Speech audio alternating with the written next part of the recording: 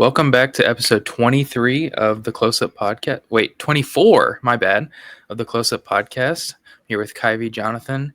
This is our Halloween special. Today we're going to be talking about The Fly and The Exorcist. We're going to talk about what we watched this week. Kuyve, would you start us? Okay. I think it was here. Okay, I watched In the Lost Lands, Paul W. Sanderson, 2025 release. This movie fucking rocks. It's like, yeah, it actually rips. It looks so insane. I love like the orange sky and shit like that. And yeah, it's such an insane movie. Yeah, I need to get on this one. Yeah, it's so cool. And then I watched Cure. It's like, Drew, this is your favorite movie of all time, right? No, but I mean, it's up there. Yeah. I mean, I think I like this more on rewatch. You're kind of trying to like figure the movie out a little bit when you're watching it for the first time. Sure. So it's like hard to, I don't know. I didn't really connect with it fully, but yeah, that's fair. Maybe it's obviously great though. Like obviously great. Yeah. And then I watched Drag Me to Hell, Sam Raimi. I kind of wanted to like this movie more, but you know, it's just a whole lot of fun. I mean, I really thought you were gonna like that one more. I thought that movie was just like ridiculous. It's so ridiculous. It's like it's PG-13, but it has like all the Sam Raimi sauce that you want. It does, and it's still kind of scary too. Yeah, exactly. Yeah, crazy sauce. Yeah, it's like a whole lot of fun. I mean, what did you end up rating Cure and like the other movies? In the Lost Lands 4, Cure 4 stars, and Drag Me to Hell 3.5. Okay. Yeah. And then I watched The Mangler. This is Drew's favorite movie too. So all respectables. Yeah. I thought Drew was frozen for a second there. Yeah, Drew was frozen for 2 seconds. I think he's still frozen right now. It's so funny seeing his screen. Can you hear us all right, Drew? Okay. I was talking about The Mangler. Drew's favorite movie again. I mean, this movie's like a whole lot of fun again. Robert Englund. It's so funny, bro. Is this Toby Hooper? Yeah. Hooper. Yeah. It's like the funniest movie ever. It's super funny and it's super like gory and it's just awesome. It's really, really fun. Yeah. And then I watched a classic that I haven't seen. Everyone else in the world has seen it other than me. Bram Stoker's Dracula. I still haven't seen this. I still haven't seen it. It's like the best looking movie ever.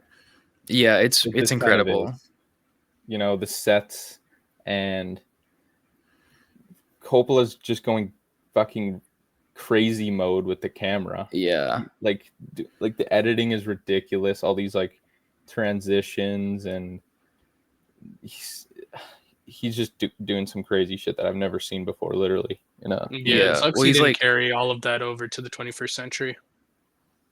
All right, we can move on. Yeah. No, but it's like insane that like he's using like all these like old timey like camera tricks, like he's like bringing back like mad paintings in like a fucking 90s movie, and like he credits Roman Coppola, his son, for like all like the puppets and stuff, and like the way the movie like looks. He's like, that's a total invention of Roman's. Oh, that's cool. Yeah, like the lighting too is like insane. And yeah, I really love I love Gary Oldman's gown, like his long red thing that it stretches so far. It's like fucking bumpy hair. Yeah, it's like a beautiful ass movie. And then I watched Silent Hill. Great movie. Go, that movie freaking rocks, man. What do you give it, Jonathan? I give it a 3.5, but I could really see myself raising it on rewatch. Like awesome. I do think about that movie from time to time. Yeah, it's like, okay, so I haven't played a Silent Hill game. Me neither. I had no like prior knowledge of any of this Silent Hill stuff.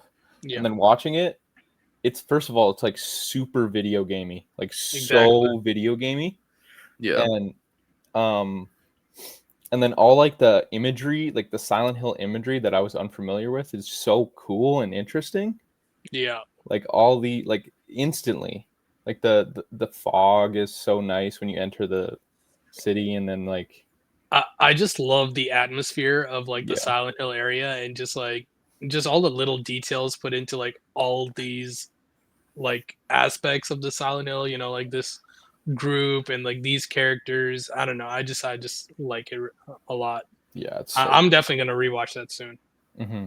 And then all like the like creature people that come up, Yeah, like those the are crazy. babies and all these like yeah, it's insane. The sequel's like fine. It's not as good as the first one though. You've seen that sequel? Yeah. That's like a really low rating on Letterboxd. Yeah, it's super low, but it's still kind of fun. Yeah, that's fair. And then I watched Martyrs, which I didn't really enjoy, to be honest. Oh yeah, I saw this. I don't know. It's like it's a super difficult movie to like Sure. wrap your head around. It's like either like you love it or hate it kind of thing. Yeah, it kind of is.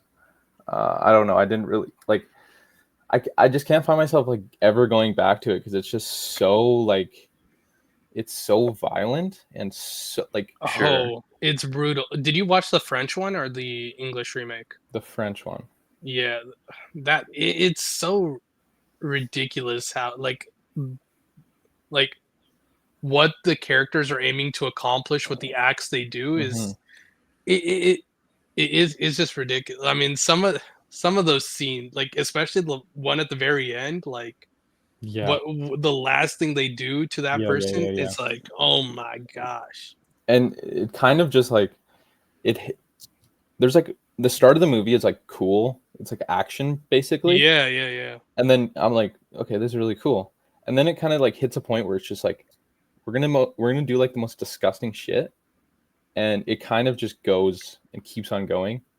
And there's like a POV switch in halfway through the movie, and what happens in the back half of the movie is just like, I don't know how to deal with it because it's so like violent towards this person for like such an extended period of time. So it's like, it's really hard to watch. What Sure. have you seen like the Human Centipede movies and stuff like that? No. Oh, okay. I was just gonna ask you what you thought was more like disgusting in terms of what's going on. I mean, But there's one scene that like involving like someone's whole arm, like both yeah, their arms. I think I know what you're talking about. I couldn't deal with that. I could not deal with that one. It's insane, man. Yeah, it's a pretty crazy movie. That's like one of those movies that's on like my list of movies I will never rewatch again. Yeah, I'm not touching it. Yeah, that list is kind of low for me. Like a lot of people say they would never rewatch like Come and See. Have you seen that, Jonathan? No, I haven't. That's like okay, because it's like so it's so horrible and like devastating. Yeah, but I would rewatch it just because it's like a great movie. But Martyrs is like so like actually difficult to look at. Yeah, I don't know if I would touch it. Yeah, again, like for me, like that list mostly comprises of like horror movies, like that and like the Human Centipedes. I just don't want to go through those again. Yeah, like, exactly. Just too ridiculous. Mm-hmm. And then The Exorcist and The Fly. So that's my week. Yep. Nice. I'll go next. I watched this movie called Heat Lightning from 1934. It's like a short movie. I don't know. It was cool. I think it's really good. It's like, I think the name is kind of misleading because like they like mention like, oh, it's like so hot in the desert, like we get like heat lightning, and it happens once, and it's just like it's just like a random. It's basically about these like two guys who like rob a bank, and they're like trying to hide out at this gas station run by these like two sisters. And that's pretty much the movie. They're like dodging, and like the older sister is like telling the younger sister, like, no, you can't go out with that fucking boy from high school that you like. You know, you can't go to the dance. It's like 70 And, you know, minutes long or something. yeah, it's 63 minutes. It's super short. Yeah, but it's fun. I really liked it. Yeah. And then after that, I watched Young Mr. Lincoln, John Ford. And This is a banger. This is a banger. dude, this movie is like incredible. It's Mhm. insane. Mhm. Like I talked about Wagon Master maybe like a week or two ago. But this movie's just like another level. Yeah. It's so beautiful and like almost like every sense of the word, like just like the way Lincoln's portrayed, even though it's not like a real event, like he's just so empathetic and like so, you know, he's always trying to do the right thing, even if like it's taking him 15 extra steps. You know, he's always putting in the work to do, you know, good by everybody there. You know, it's shot amazing. I don't know what else to say. I mean, it's young Mr. Lincoln. It's like, it's incredible. Mhm. And then I rewatched Neon Genesis Evangelion, the end of Evangelion. And yeah, I haven't seen this movie in a couple years, but like I rewatched it because like it's been, you know, 2 or 3 years, and it's like I like forgot, like I knew I loved this movie and it was like one of my like all-time favorites. However, it's like whenever you go that long without watching something, you kind of just like know how you feel about it, but you don't like remember beat to beat everything, you know? Yeah. You remember like key moments. So like rewatching this now, it's like it's almost like that feeling of watching it again for the first time because it's you've taken a break from it and you know you get these like feelings again, you know. It's just it's just so moving and so incredible. There's literally nothing else like it. It's so emotional and like you can feel like Hideaki Anno just like pouring himself into this movie. And like the way that they do like mixed media stuff or like I don't know, it's so interesting. Like and there's like I was watching the movie and I was like this is like it has like perfect editing. Like it's actually insane. Yeah, and I mean the animation is gorgeous. I don't know. It's like it's, you know, one of the movies of all time. It really is. Yeah.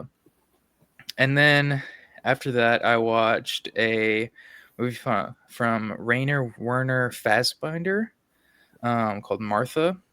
And this movie is like kind of like the like most sad movie ever made.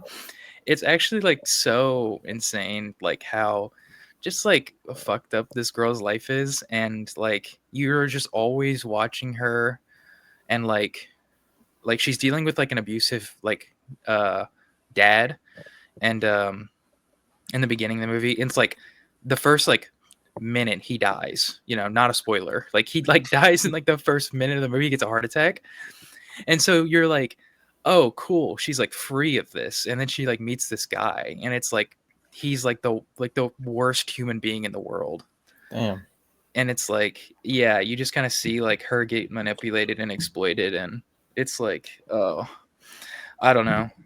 The way it's shot too, it's actually crazy. I was expecting, because I knew it's a TV movie, and so I was expecting more like, you know, like still shots or, you know, like, but the camera's like pretty dynamic, and you know, it's always in an interesting place, you know, because you feel with like TV movies how like they're not lesser to an extent, but you can tell like there's not a whole lot of budget, you know. But this movie, it's really impressive. Also, like the subject matter, it's insane that like this was a TV movie, you know. I don't know. I don't know. It really affected me. I watched the original Crimes of the Future, David Cronenberg. I think from what I've seen, this is Cronenberg's worst movie.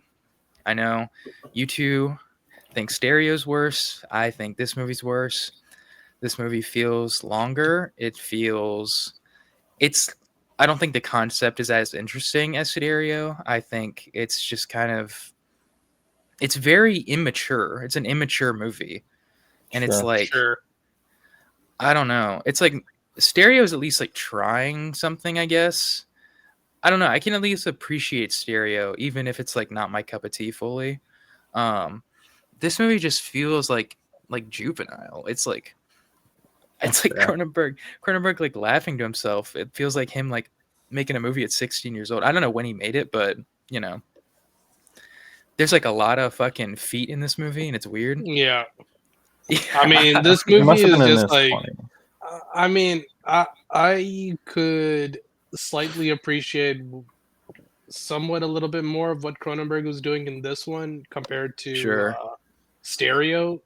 Yeah. I mean, I still despised what I was watching. I mean, it's a 1-star movie for me. It's like you said, it feels like it's like 3 hours long when it's only like an hour. I wouldn't say 3 hours long. It's 60 It minutes felt like long. 3 hours. No, it really doesn't feel like that. It feels like 80 minutes. I felt myself checking like the runtime like every 2 seconds. I'm like, oh my gosh, can this go any slower, bro? Like, it's ridiculous how, I don't know. There's just like no substance to that film. It like has, it feels like there's so much going on, but then there's like Cronenberg just does nothing with it. I don't know.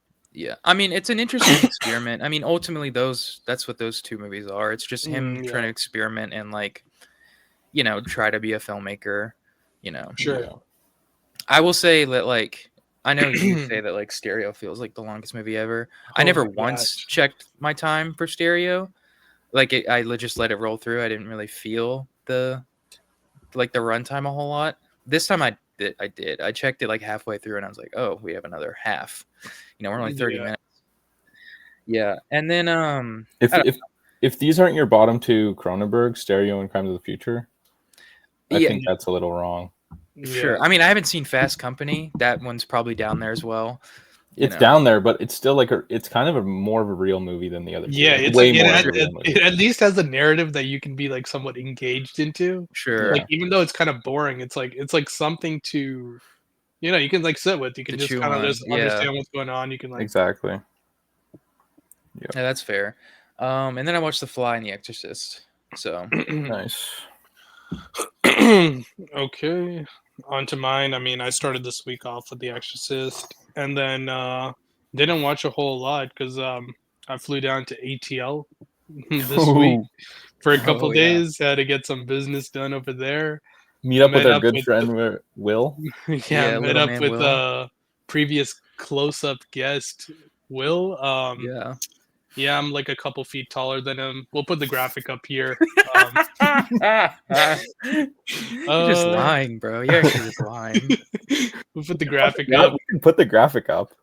I'm not I don't think doing that. we don't have. Yeah, I'm not doing that. We don't have. I'm not doing that, bro. We're not doing it. That's fine. I mean, we went and watched Scream in the theaters. That was great. Still, I give it a 4.5. I don't know what it is with Scream. It just like I can rewatch this every year and have like an absolute blast with it. But they're just nothing about that movie gives me the motivation to like push it over to a 5-star.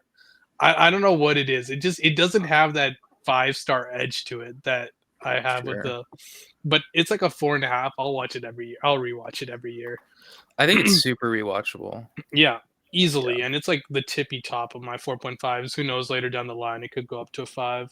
Yeah. And then followed that up with one of the worst movies ever made, Robbie Banfich's The Outwaters. I don't understand it, Kuyve. Like, I want to talk to you. I want to know your process and what you saw in this film. I don't know. Just because it's experimental and it's trying to do something doesn't make it good, bro. No, that's true. That's 100% true. But I think it was quite affecting. It's like an audio visual like experience. Yeah.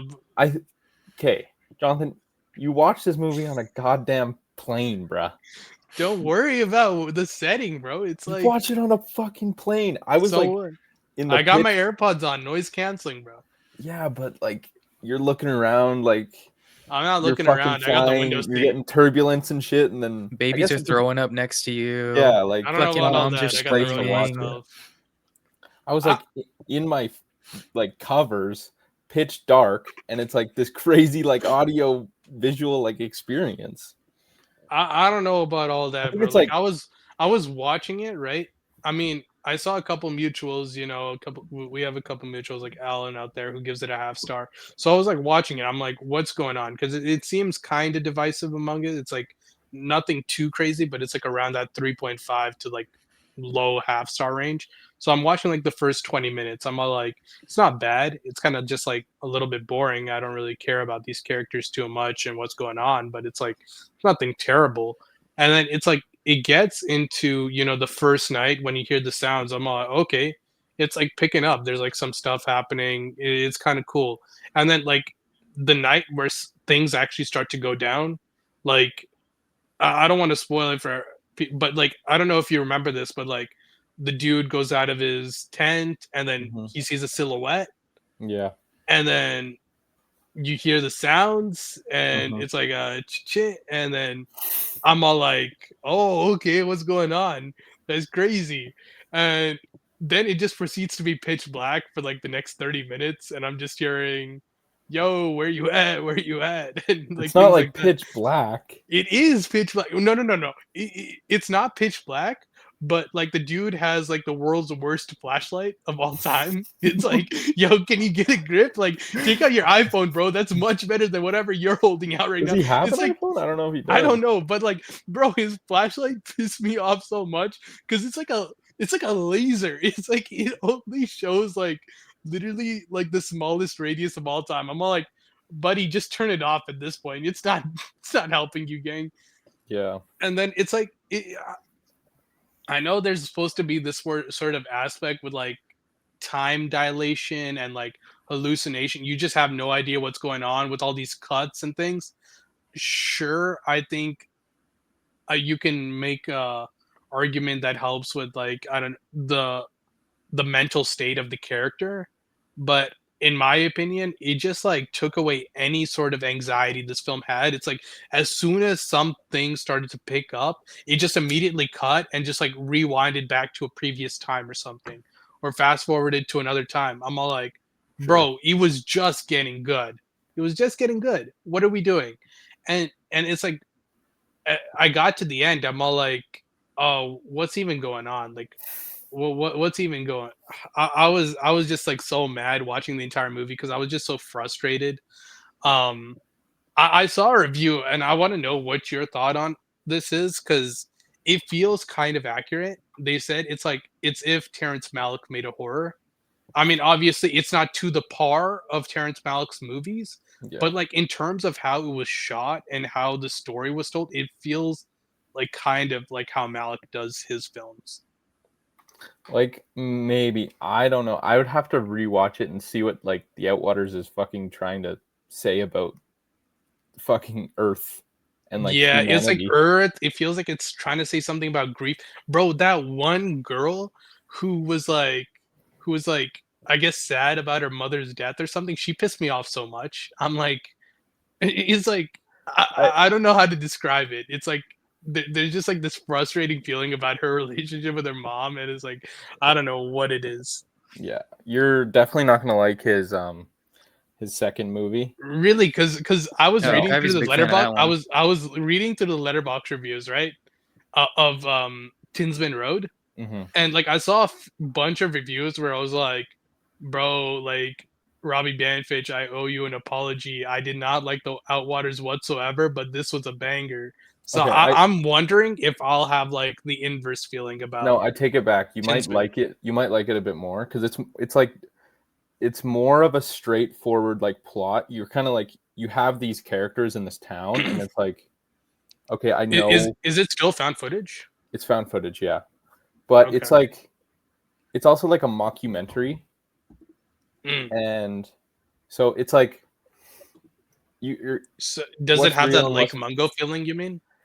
um I don't think it's like nearly as good as that movie. I don't really think it has Okay. that evokes that feeling either because it's kind of like you follow like this character. First of all, I think the actors in the movie that are kind of playing themselves, a version of themselves, Okay. Sure. are horrible, like awful.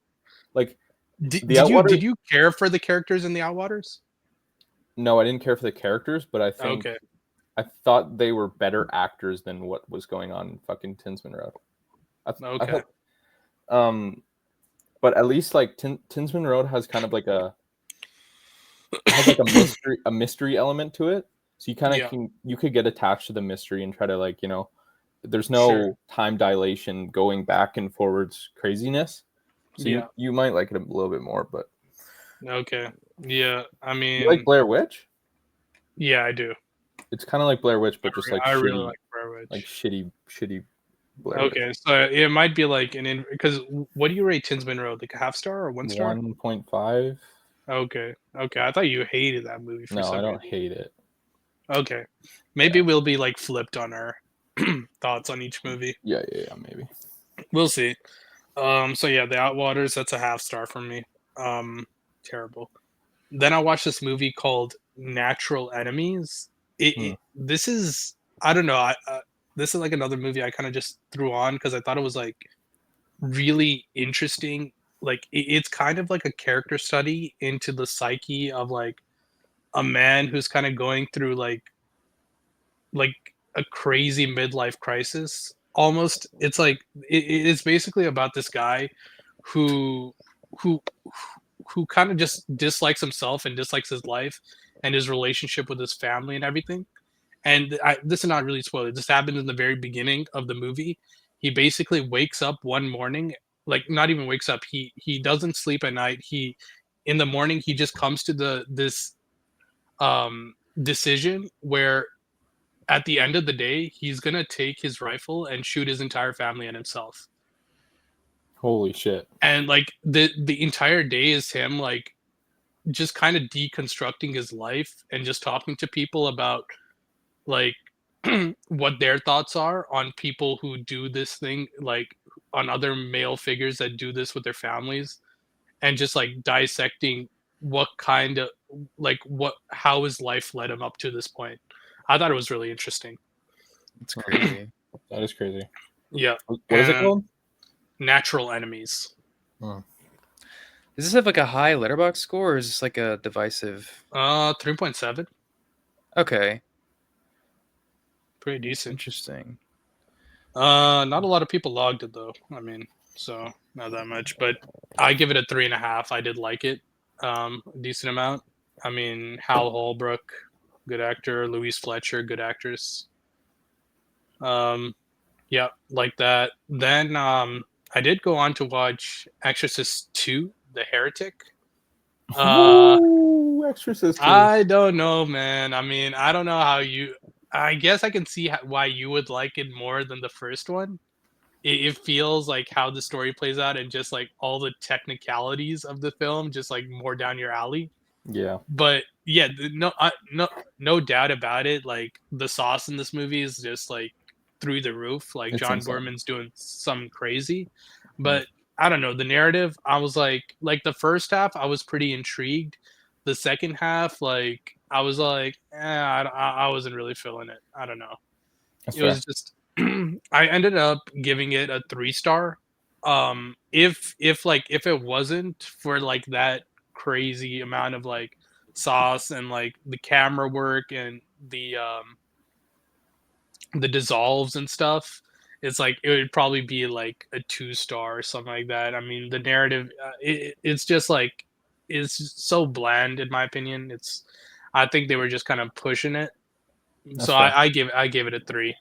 And then I watched The Fly. I rewatched The Fly. Nice.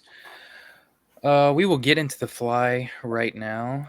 The Fly is just one of those movies. It's like such a. I don't know. I was watching the movie and I watched it with the audio commentary from Cronenberg, and it really just feels like a definitive, not even just definitive like horror movie, but like a definitive like 80s movie. I don't know. It's like insane. For sure. It's also like a definitive kind of sci-fi movie, I would say. It's for like sure, it's like a perfect sci-fi horror. Yeah. As a Like sci-fi horror, it's Alien and 100% The Fly. a staple. Like, yeah, this is like my second rewatch of it this year. And I remember on my first watch, I think I was slightly more um I was slightly disappointed on my first watch because, like, leading up to it, like, I've just heard, the Fly this, the Fly that, Cronenberg this is like his body Sure. horror is insane. So I think I was expecting more I think Videodrome's body horror is more intense. Sure. And I Yeah. think I think I'd seen Videodrome first, so I was expecting The Fly to be more like that. But when I first watched it this year, I was like, it's not all too that crazy, but I still liked it. I mean, it's a very solid piece of cinema. It's like, you can understand why it's like a staple. But on this rewatch, I now that I knew what I was getting myself into, I think I appreciated everything a lot more. And this like on this rewatch, it's like easily established itself as like my number one Cronenberg. It's like, even though it's still a 4-star for me, and I have a bunch of other Cronenberg 4 stars, it's definitely a tier above everything else in terms of because what I find so important with movies is like its rewatchability. And I think this movie out of all of Cronenberg's feels like the most rewatchable. That's fair. I've That's watched fair. it the Yeah. most times as well, so that makes sense. I don't know. I think it's interesting, Kuyve, that you brought up Alien, because they're both like really heavily allegorical, and it's For like sure. yeah, and it's like Cronenberg talking about that in the audio commentary. It's like how this film is just like basically just like about like someone like getting a disease, Mm-hmm. and it's Yeah. just like converting them, and it's like that person changing who you thought they were, Mm-hmm. Like physically physically first, and like mentally. Exactly. mentally as well, but like physically first, because Yeah, like you know, Cronenberg is all about the physical Yeah. and the body sure. and your flesh actually changing and like Hmm. transforming into something different.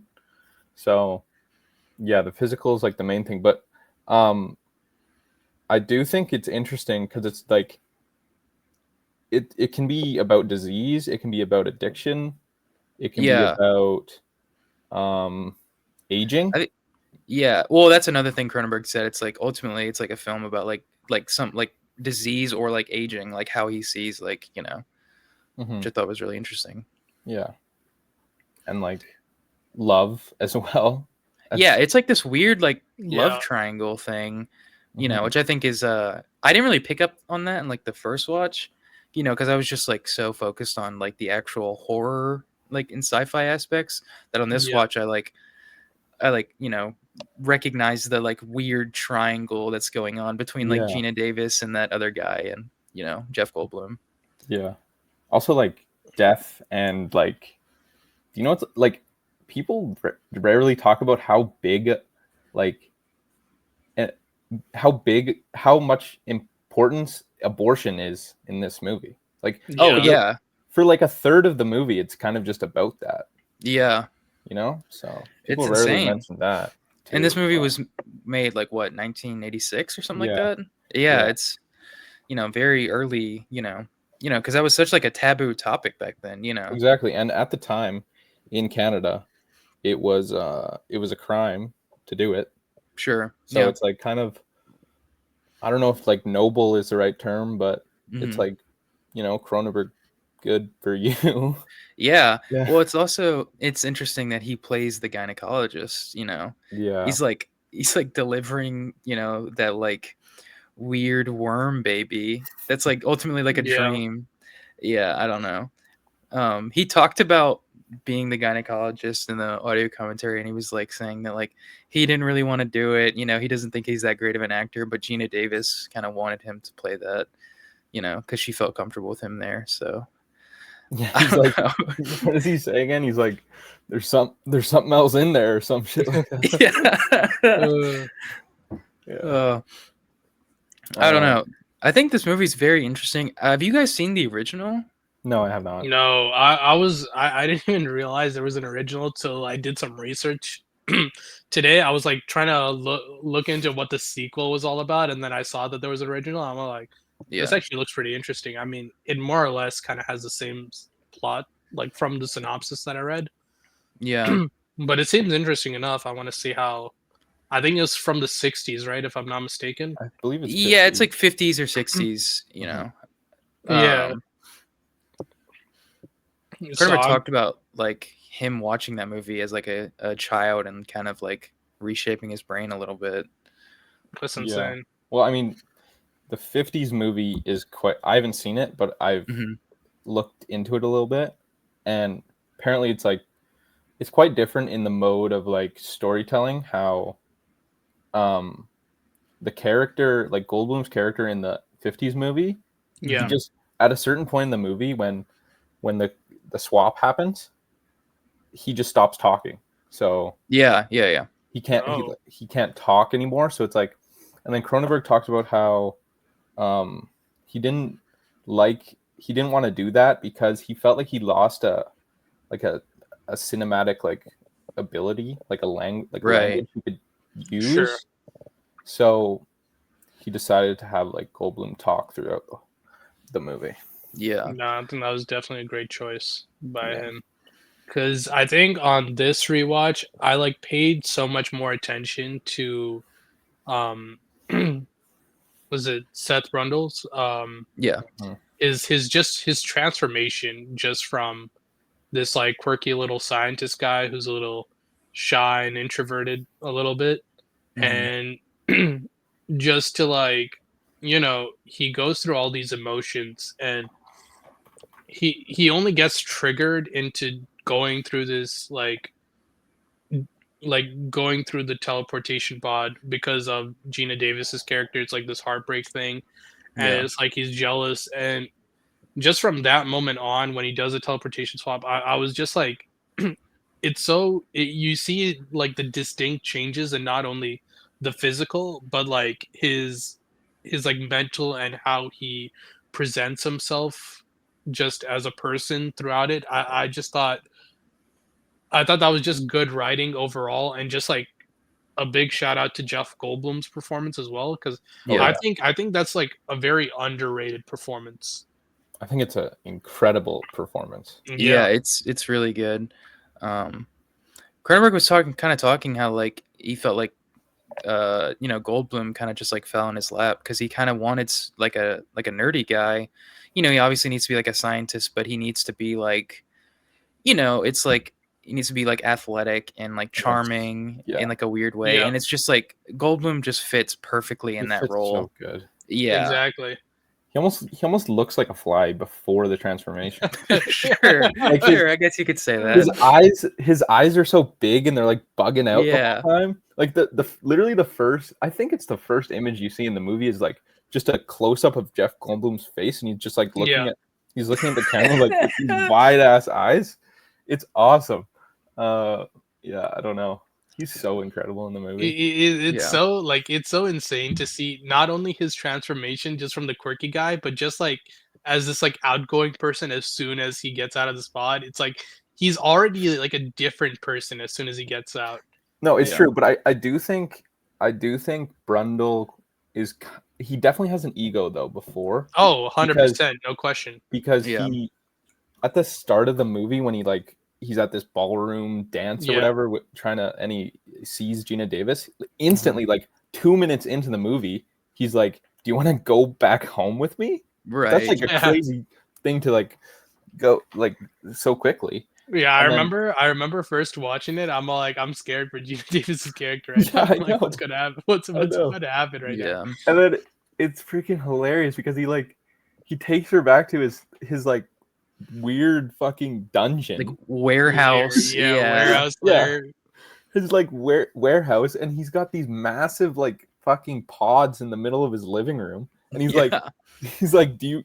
He's like basically he's like, do you notice anything like interesting? And she's like, no, and she's like, oh, I got like teleportation devices behind me, like Yeah.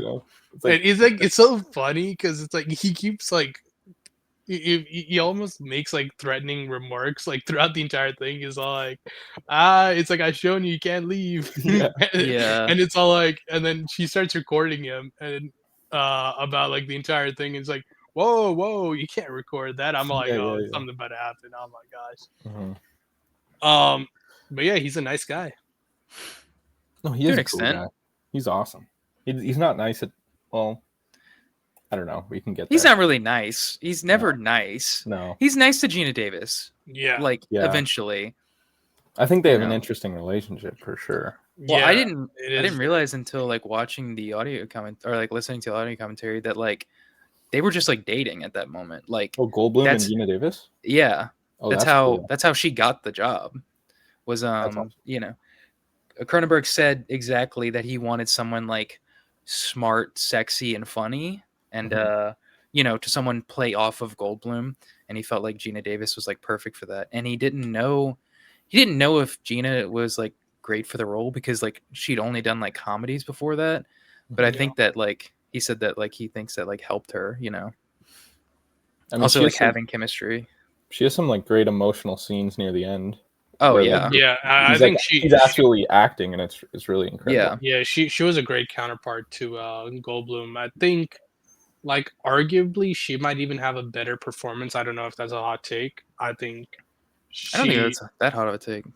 I think she was great. Like, just it's insane. Like, I think the most I guess overlooked piece about this film, I want to say, is just I really feel like it's the relationship between Brundle and Goldblum and Gina Davis's character. Yeah. Like I just love their relationship throughout. Like even though it doesn't feel like they've been together that long, like by the end of it, you genuinely feel like that the love is real. Mm-hmm. Like Yeah. the love is real, and it's like it just pains both sides that they just can't be together because of this, just because of what happened. Mm-hmm.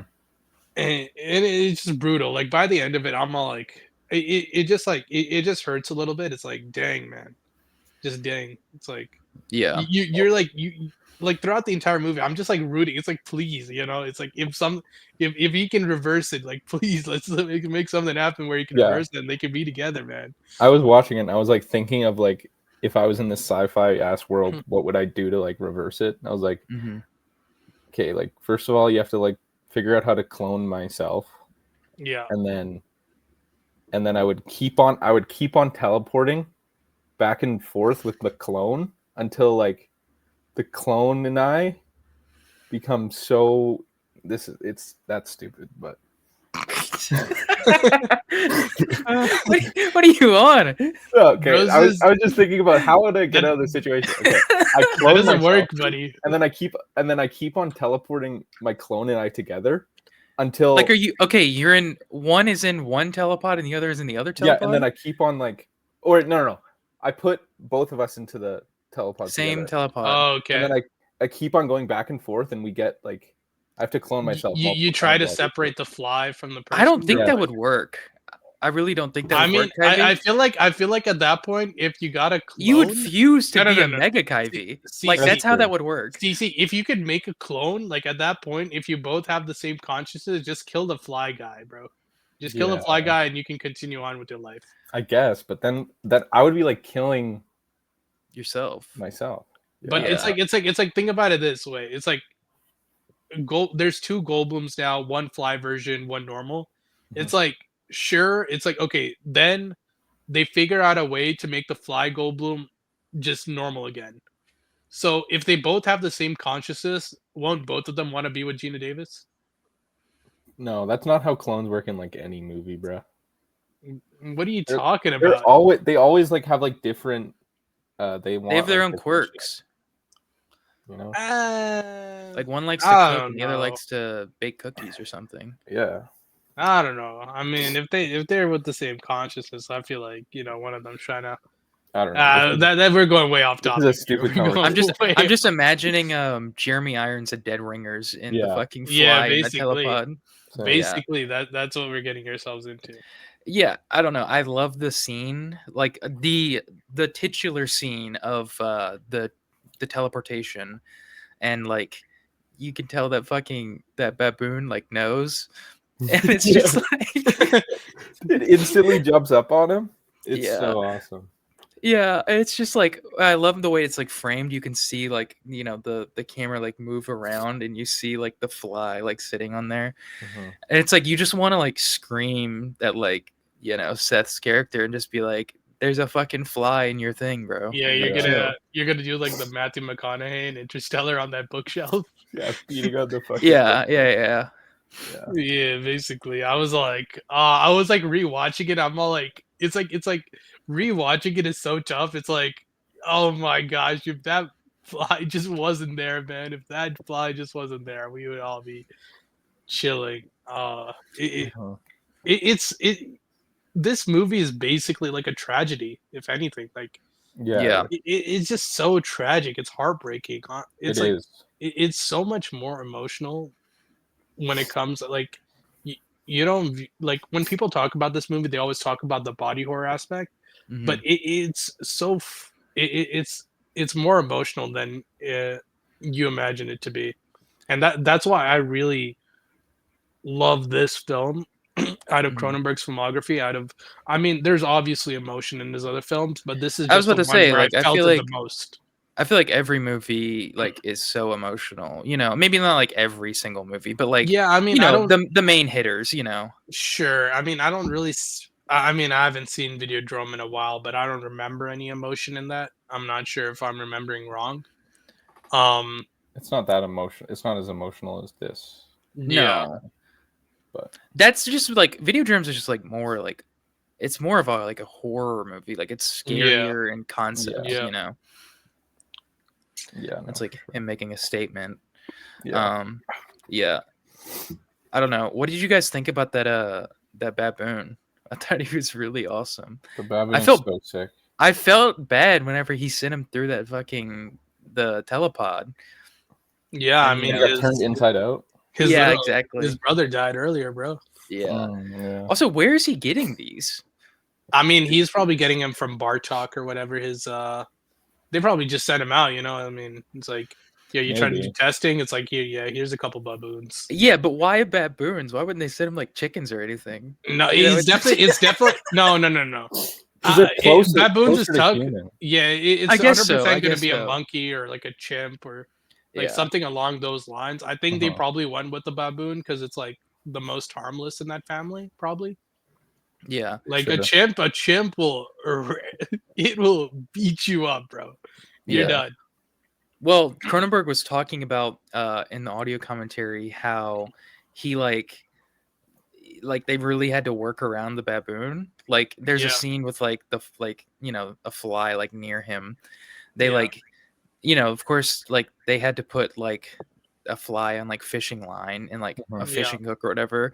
And yeah, like but they had also had to like use something because this is like he was talking about how this whole movie is like practical.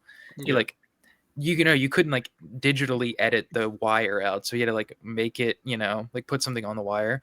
And then he was also talking about like he took a picture with the baboon where it's like him and the baboon like on his shoulder or whatever, and he's like he said that in the moment he like could feel that the baboon could rip his face off at any moment, that like Yeah. this is just like a wild animal. That's yeah. crazy. Yeah. That is crazy. Yeah, I don't know. This movie's interesting. The Do you know much about like Cronenberg, what he was doing before he made movies? No, not really. Because he's kind of like George Miller in the sense he went to school for he was like studying science and like Sure. he was studying like he wanted to study like cell biology and stuff like this. It makes Okay. sense though. Yeah, Yeah. no, it makes perfect sense. Yeah. And because he talks about how he wanted to become a like a novelist, like a writer, and Mhm.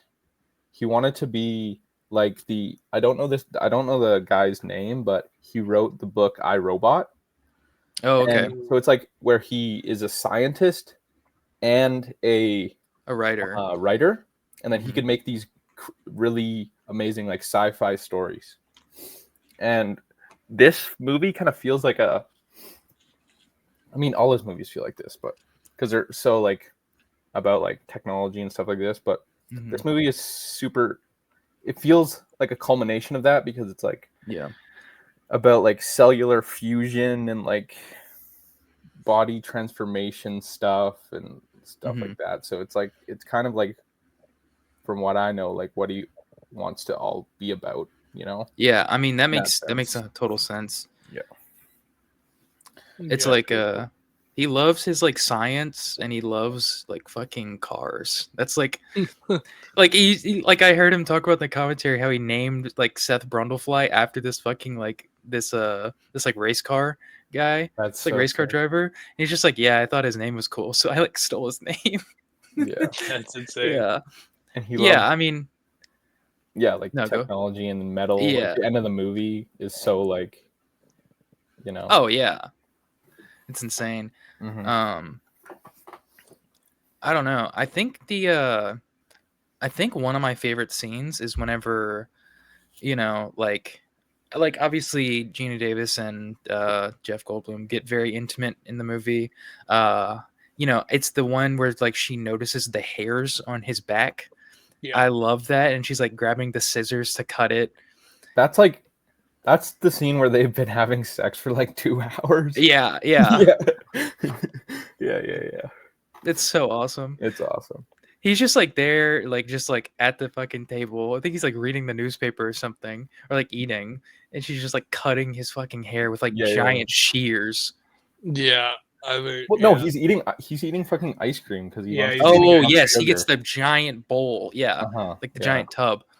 Yeah. I really like that one scene when it's kind of immediately after he goes through the pod, and then they go out to like this cafe, and he just keeps putting sugar in his coffee, and then she's all like, "Do you normally take coffee with your sugar?" Yeah, it's so. I was awesome, like, oh. And he's talking like crazy. He's talking so fast. Only Jeff Goldblum could pull off like the fucking talk super fast and like this high energy. Like I think that's why it's such a good casting. Yeah, 100%. Yeah, that scene's great. I mean, Drew, what do you think about the fucking opening? The opening credits are like, they're like, it's like brackage. Oh yeah, no, I got that immediately. Yeah, it's so sick. It's so sick. It's he was talking about how that was like not even in the movie like originally. They like the marketing team like put that for like promotional, and he was just like, I like that, you know, I'm steal that and put that in the movie. That's so cool. It's so sick. Yeah. And I also wanted to talk about how this, I believe this isn't, Cronenberg didn't write this movie. I know he rewrote some of this. He rewrote it, yeah, but he received a script for this. He received a script, and I think he was like super surprised at how much stuff that he would be interested in it was. And he was like, this is super up my alley, and like there's literally like scenes that I would write myself, he was saying, I think, it's really cool. I don't know, who did you see who the writer was, Jonathan? I mean, George Langeland, he's like the original writer. He did the OG Fly. And then the other 2 writers attached to this are David Cronenberg and Charles Edward Pogue. I do remember this. Yeah, I remember seeing his name. And Charles Edward Pogue, his writing filmography consists of The Fly, Dragonheart, Psycho 3. Nice. And a bunch of other random movies here that don't seem to be well known. Yeah. I mean, this is like a great script, you know. It is. Like he was even talking about how like Goldblum was even like writing lines, you know, like really. Yeah, like you mentioned that diner scene. Like he said that basically that whole thing was like out of like, you know, Jeff Goldblum, like his kind of own thing. I mean, I think you can kind of tell because Goldblum's so good at like these quick remarks and like for sure. Like, these super like intricate little sentences that are like so interesting to listen to. Yeah, and I feel like he comes out with that a lot. Like I'm just thinking of the one scene where he's like putting his like teeth in a plastic jar behind his mirror with like his ear and his nose and shit like that, and he's like making remarks like, this is the natural history museum of Brundle or stuff like that. It's great. It's awesome. You know what I thought of whenever I I was rewatching, I thought of in the Shrouds. Like I feel like even because like the Diane Kruger, like like her arm is missing, and like the Karsh character is like wanting to hold on to every like body part, and it's like this is just kind of like an earlier version of that. It's just like he's holding on to his own body parts, like He doesn't want to let with them go. that mirror. Yeah. Yeah. And the movie's just like about change and stuff, and like how it's also about like control and how difficult it is to like lose control of yourself and stuff like that. It's hard. I also wanted to talk about the Shrouds in like when I was watching this movie, there's this line that kind of jumped out at me. He was talking about, it's the scene where she's doing this teleportation between the stakes. He's using the stakes as teleportation, and then he's like, okay, eat this steak, Gina.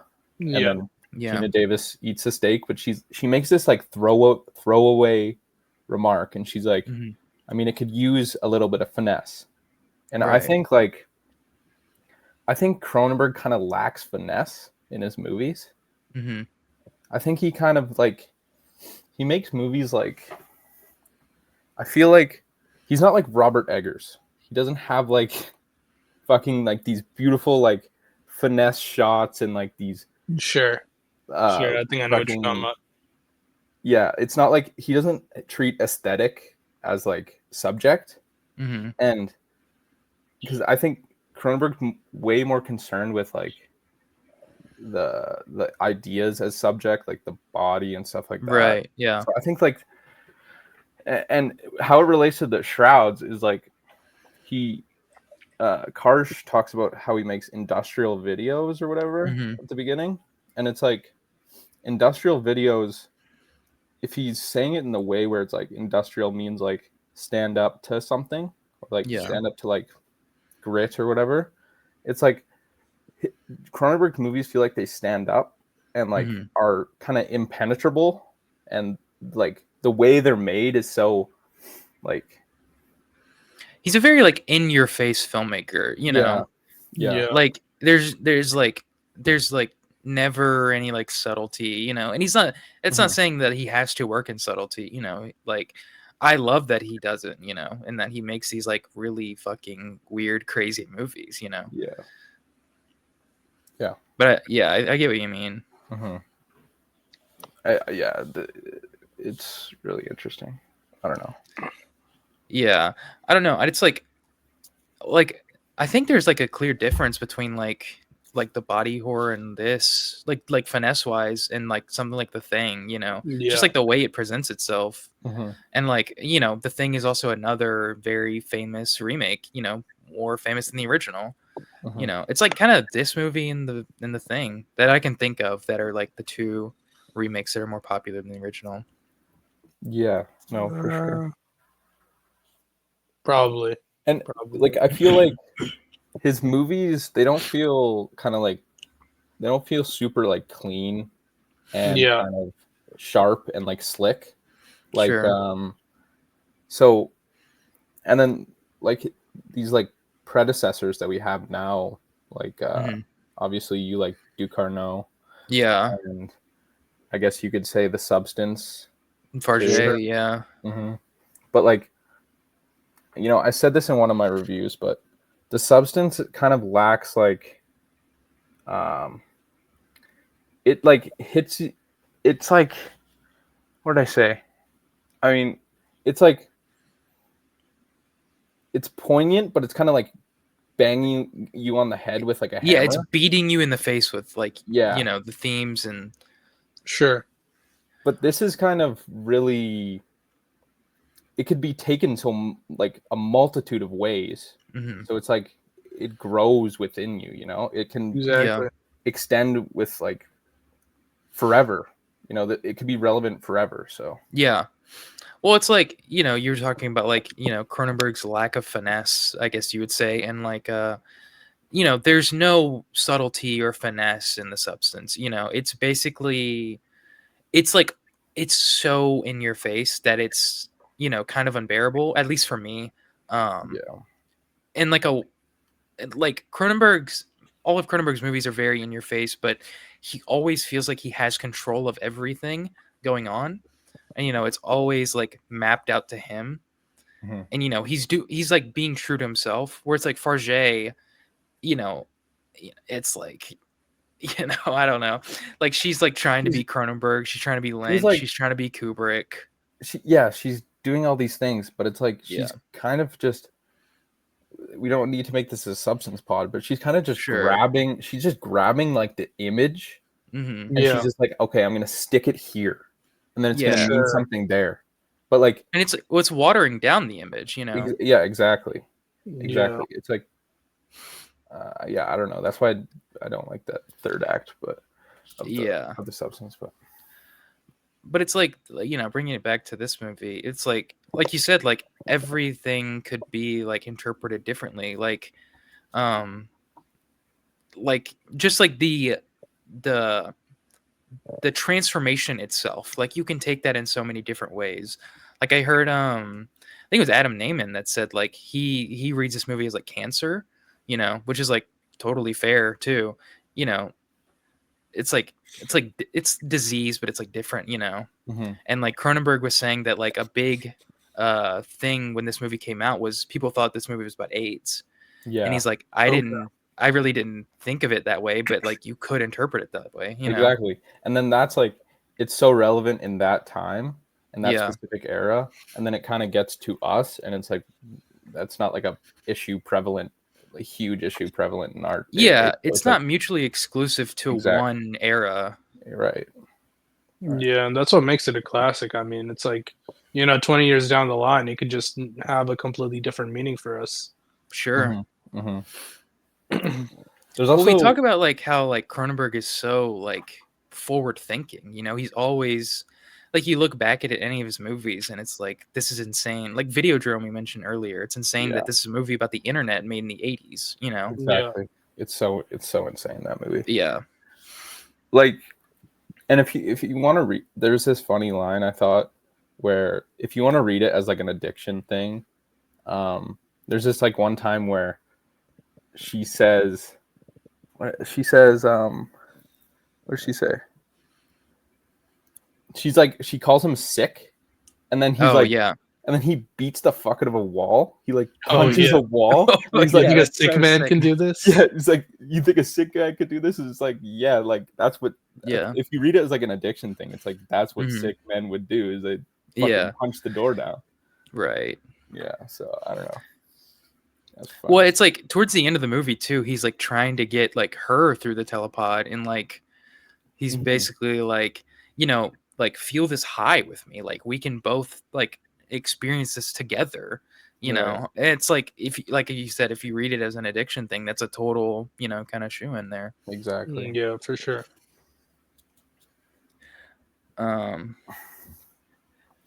This movie's also super sad. Very sad. It's so sad.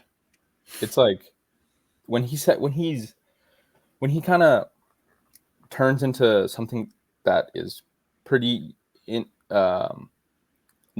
doesn't look like his former self. Sure. And he goes and he's like, I'm scared. He like looks at her and he's like, I'm scared. It's like, that was a super sad scene to me, I think. Yeah, especially that one scene. I mean, we can go to the end now.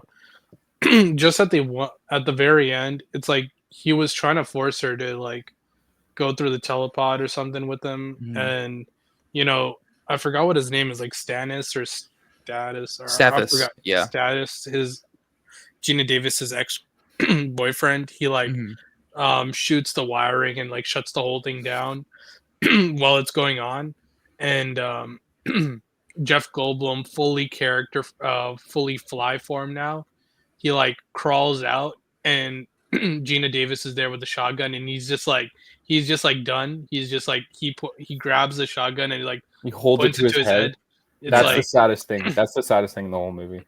And it's like, this is how it has to be. This is just it. There's no going back from here. It's like, there's nothing left for me now on this planet. It's like, I gotta go. And it's like, it's better you do it than anyone else. And she's just like, I can't do it. And then she pulls the trigger because it's like, she knows it's what she has to do. Well, one of the saddest moments for me is like whenever his ear falls off and like he's just Yeah. like breaking down in front of Gina Davis and like Gina Davis hugs him and is like her Oh, face is yeah. right next to that like gross ear, Mhm. you know, like hole, whatever. Yeah, it's just so sad, you know, it's like So these sad. two characters just like, you know, one's broken from being this like gross monster and the other one's like having to deal with like their love for this person and it's like they're not the And they same. Yeah. they look Yeah. completely different. Yeah. It's like, Different in mannerisms too. yeah, exactly. For sure. Yeah, it's so sad. I mean, the we're talking about like the final creature. That is like that's just basic. That's just the best practical effects like ever. Basically, Yeah, it's really good. That's up there. it's like for the sure. thing. It's like the thing and that and Yeah. like Alien. If Or you like want. you Right. can even throw Nightmare on Elm in there. Yeah, I yeah, really yeah, like yeah. the practical in that one. But it's so intricate and it's like Yeah. so real looking, and it's like, but it's fucking gross. It's so like when Yeah. he's um he has like like a human head, and then Yeah. he like breaks through and his head becomes like the eyes are like, Yeah. Yeah. that's like that's a crazy scene of Crazy. practical effects. And I really like the scene when, Status is like trying to shoot him or whatever, and he grabs his hand, and it's like the acid is going all over the hand, and Oh yeah, it's like breaking down everything. I'm like, oh my gosh, this and is like, his leg too. yeah, and his leg too, and it's like, this is ridiculous. Yeah, it's freaking crazy, dude. Yeah. What an insane movie. Great movie. Where does this movie rank for you among Cronenberg's? I know Drew, I think it stayed the same rating, or did it go up at all, or? No, it's the same rating. And then Kuyve, I think it went up for you, right? Your rating? Yeah, I like this more. This is my third time watching it. I liked it more this time around. Where would I put it in Cronenberg? Maybe It's like ninth for me. I'd put it like 7th. Dang, really? Yeah, I think you guys just like his other work a bit more. I mean, this is just like by far and away his best for me. There's just so much to adore. That's completely fair. And this is like when I'll probably see myself rewatching from time to time. Like I can see myself rewatching a couple other Cronenbergs, but like this is like one I can see myself watching for the long term. Sure. That's fair. Well, like, you know, not to fucking glaze you, Kuyve, but in your review, I really, you know, kind of resonate with what you said towards the end. It's like, you know, you were like basically saying that this movie's like amazing, but you just, you know, Brundle is not like one of Cronenberg's characters that you like connect with the most. Like you're more interested in Saul Tenser or whatever. Mm-hmm. And it's like, yeah, that's basically how I feel. Yeah, 100%. Yeah, I still kind of feel that way in the sense of like, I don't want to speak for Drew with this, but I feel like this movie is like, and this might be why Jonathan loves it so much. It's like so perfectly. It's perfectly crafted. Like it's 100%. perfectly crafted and like perfectly conceptualized, and every scene kind of hits. And yeah. I've been saying this a lot, but it like moves through the movie so well that to me it's kind of just like a perfect movie, really. But I think Saul Tenser in Crimes of the Future is like the most interesting, like that world. Oh, 100%. Is the most interesting thing of all time. Yeah, so, you know, there's a lot of, I mean, sure. Yeah. Or do we want to move on to our next movie? Let's do it. William Friedkin's The Exorcist. You know, known as the scariest movie ever made. Watching this in 2025, almost 2026, does this movie freak you out? Like, is it actually that scary, or is it kind of like a thing of its past? I can understand some people's argument on it's a thing of the past, because like 100% there was more hype on this movie way back when it came out. Like, for sure, it was like just unreal amount of like was talking about it. People were like out, throwing up and like fainting. Yeah.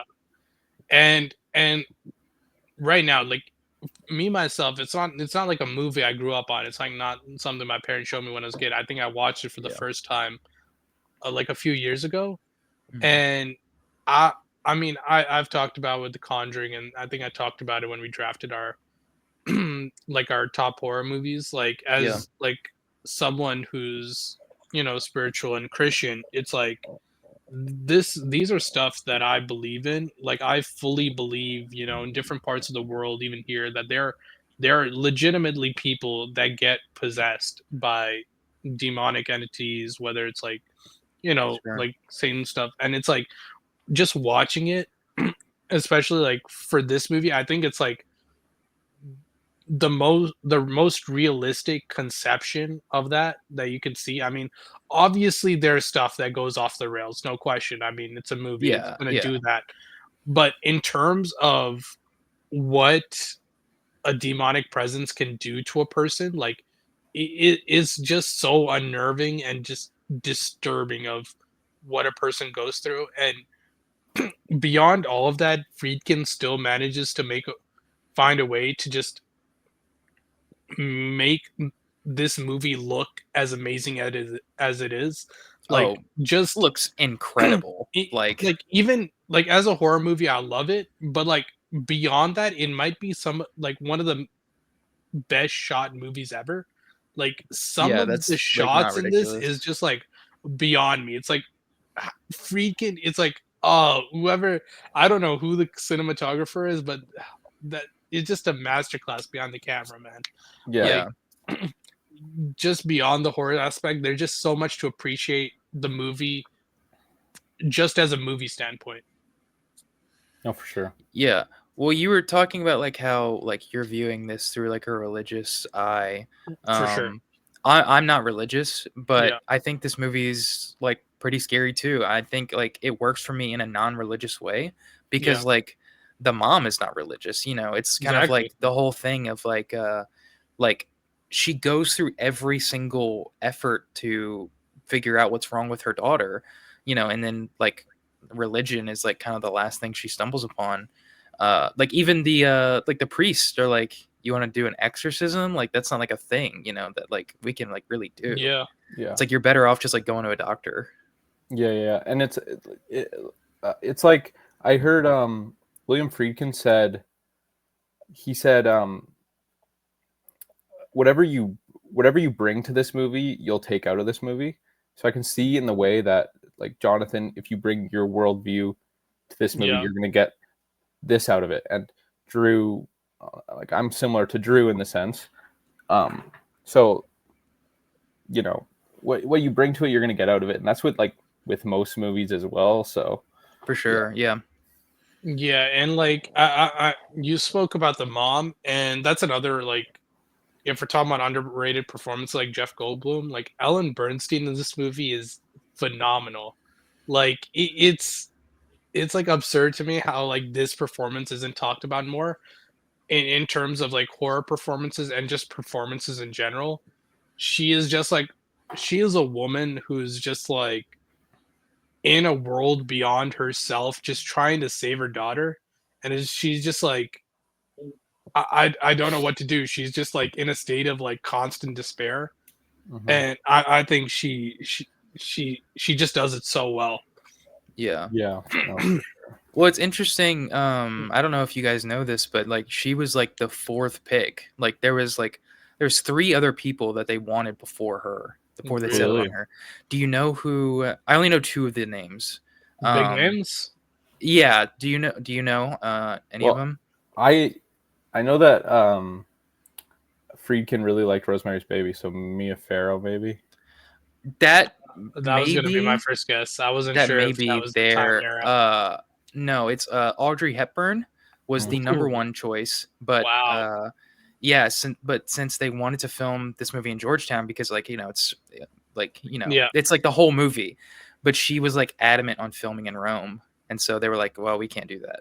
And then the other name was Jane Fonda, Hmm. which Wow. I Okay. think I think it was either Jane Fonda or the other girl. I don't remember the other girl's name off the top of my head, but one of them was pregnant, and so they were like, basically, you have to wait 9 months or whatever. Yeah. And they're like, yeah, we can't do that. So they ended up with her, and so like you said, Jonathan, and like incredible performance. No, it's great. I also think Linda Blair Oh, Linda is Blair. really fucking yeah. amazing. Oh my gosh, like that's a performance for the ages. Even when she's not like like in the first 30-40 minutes of the movie, even when she's not doing the demonic possession big huge acting, she's like amazing as like such a convincing, really wonderful daughter, really. Yeah, just like a sweet girl. And it's like just off of that performance, it just makes her performance as like that demonic, as like a girl possessed so much more impactful, because like you really get sold on this, like just like this sweet girl who just like loves her mom, loves just doing things, she just loves everything about life, and it just like transitions into like basically the complete other end of the spectrum, and it's just unbelievable from there. And I want to know what you guys' thoughts were on the priests. Oh, I thought they were both great, especially like the main one. He's fantastic. I love we didn't really touch on it, but the opening, it takes place in Iraq. Yeah. Oh my gosh. It's like, that priest there is like, he's uncovering that like relic, and it's like it's so awesome. Well, what I love about that scene where he digs or he finds the relic in the ground. Yeah. The little green one. He takes like that guy's paintbrush or whatever. Yeah. Yeah. And then instantly, he grabs the thing, and it's like something's up here. And then instantly there's this insane shot of this red sky. Yeah. With like a orange fucking sun and this red sky. And then like later in that 20-minute sequence, he goes up to like the big statue of the thing. And he stands. There's this great shot of them both standing, like there, and the sun's in the middle. And then the sun's in the middle, and then right after that, it fades into this red sky. So it's like like just talking about that opening itself, it just like it's so insane, because like it's like you're opening in, you see let me see if I can find it. Father Marin. He finds a relic, and immediately as soon as he grabs it, just off his facial expression and just everything, it's like you already get the sense of like dread. It's like there's something up, and it's like it immediately cuts to him like back in his like work lab or whatever with this thing, and he's like he's like packing up and everything. He's like about to head out or something. It's like you already know something's gone, or I forgot what exactly the order is, but then he's like just everything leading up to it. He's just like sitting at a cafe, and he's drinking, and just every movement, every hesitation he makes, you're like getting filled with the sense of dread about like, bro, there's just something wrong going on. He's like trembling. He's like or he's like sitting there like trembling, like. And he has to take. He like takes out his heart medicine or whatever, and is popping it. It's just like just off of that opening itself. I think that just an insane display from Friedkin, especially on how he manages the tone and how he manages like the atmosphere of what you're getting yourself into. For sure. Yeah, I mean, like Jonathan was saying this earlier, but just like the way it's shot, and it's like this movie is like so well lit. It's like insanely gorgeous. It's unbelievable, man. Like I'm watching it over, and I'm all like, how does it look so good? How is this look? How is a movie like an Exorcist movie of all things one of the best looking movies ever? Yeah. Well, it's interesting to think about, like William Friedkin is not like a horror director, and it's like this is one of like the biggest horror movies ever. Well, it's like I don't know, it's like you see that like a lot, there's like directors that like dip their toe in a horror and like knock it out. Like I think of like Stanley Kubrick with The Shining, and this is just like another one of those. The writer of the original story and the writer of this, the movie, I forgot his name, but he said he wanted Friedkin because he has like a documentary like background, like he can shoot documentaries and like kind of bring this like realism to the film, Yeah, there's like an extreme sense of realism in the film. Yeah. I really like there's like these massive wide shots near the beginning of the film. All the shots or most of the shots, I would say, are super deep focus where you can see absolutely everything. And there's a lot of instances where he uses like narrow focus, and like he focuses on like the cross or something, and it's really like important. Yeah, no, the movie looks incredible. Yeah, it really just is, like so fucking timeless. Yeah. Do you think it's scary? Sure. Yeah, I think it's scary. You know what I think the scariest thing about the movie to me is like all the medical stuff. Like any time like the scene where like the doctor's sticking that thing in her neck and it's like spewing. That's the worst scene for me. Yeah, it's like I can't, like the way you were talking about Martyrs, it's like, obviously not to the same level, but it's like one of those where it's like I don't want to look at the screen, Yeah.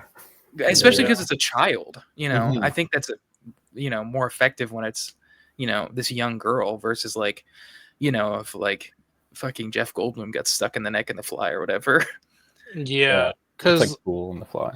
like right, yeah. Going off the part about how it's like a girl, I think I believe like that's what makes this movie one of the most effective things like ever, just because it's a possession horror, right? It's a religious horror about how a demonic spirit basically takes over this child, and it's like you like as like an adult, and just like from like a biblical perspective as well, just like children, they're like looked at as like the most pure, the most innocent of humanity.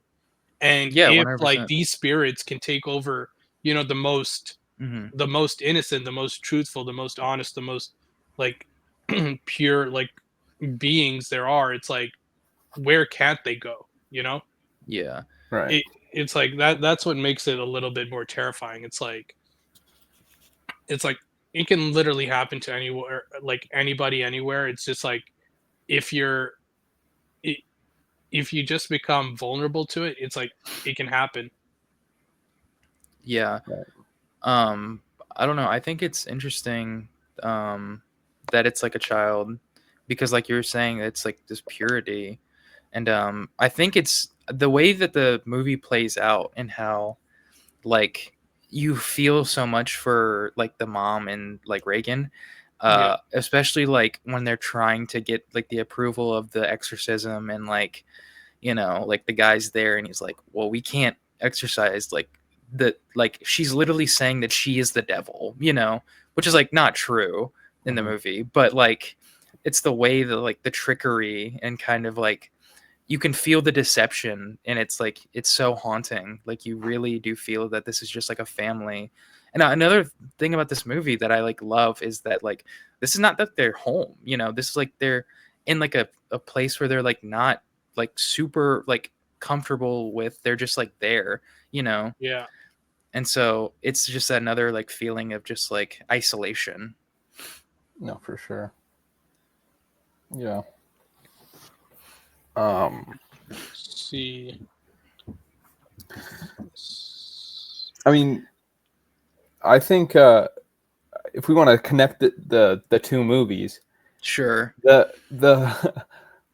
both like these crazy special effects movies. Mm-hmm. Like you don't think of The Exorcist as like a special effects movie. Yeah. But like when you have like the third act, or really like the last hour of the movie, Right. is so like this incredible like spectacle of crazy special effects. Like I'm not sure, there's different cuts of this movie and I'm not even sure which one I watched. I think I just watched the theatrical. I watched the director's cut this time around. Do you know the runtime? It was like is it 2:17 or something? 212 is the director's cut, and like 202 is like the theatrical. It's like a Okay. 10 extra minutes. I Yeah, I definitely think I definitely had watched. the 212. Oh, I might Yeah. have had a 212. I might have watched 212. Yeah. Like another thing, like the director's cut adds is like these fucking like jump scares of like this demon. Yeah. Oh, bro, like I'm telling you that's one of the ones that creeped me out the most. Like it's like towards the beginning of the movie Mm, where it's just like Reagan, right? She's just sleeping, and yeah. boom, you get like the jump scare of the face, Hmm. and it that phase. I swear, when I first watched it, I got nightmares of that for like 2 nights because it's like Yeah. it's so unnerving. It Yeah. it's like it's just out of nowhere, and it's like I'm like I don't even know what to think of this right now. It's just like I like Yeah. how this film, like, it literally shows, like, I don't know, it shows the spiritual practically. Like, it's such a weird way to say it, but, like, that's kinda what this film does, and it does, like, a damn good job of doing it. No, that's fair. Mm-hmm. Yeah. I don't know. It's just such a interesting, like Yeah, those and those jump scares. Like I know people are very divisive around the director's cut. I don't know. I found them effective. were Like there I any didn't. other jump scares that you remembered? Yeah, I mean there's a couple thrown in there. I don't remember them off the top of my head. Another thing with the director's cut is towards the end of the movie, whenever the demon leaves Reagan and enters the priest, Yeah, you Father can see, Karras. yeah, you can see his face change. Yeah. Like it's like an effect that wasn't in the theatrical, which I Oh, knew okay. that. Because Yeah. I think they released the later cut like a lot later, like 2000 or something. Yeah, it's I Really? don't remember the exact time, but it's later. Yeah. Yeah. I mean, speaking of like all the special effects, like that Kuyve's talking about, yeah, it's like insane. I mean, like obviously there's the makeup practical effects of Reagan herself, which is just like I don't know, like, would you have that on? I mean, obviously the fly is to a greater extreme, but I feel like Reagan's just like the practical effects for her is just as effective.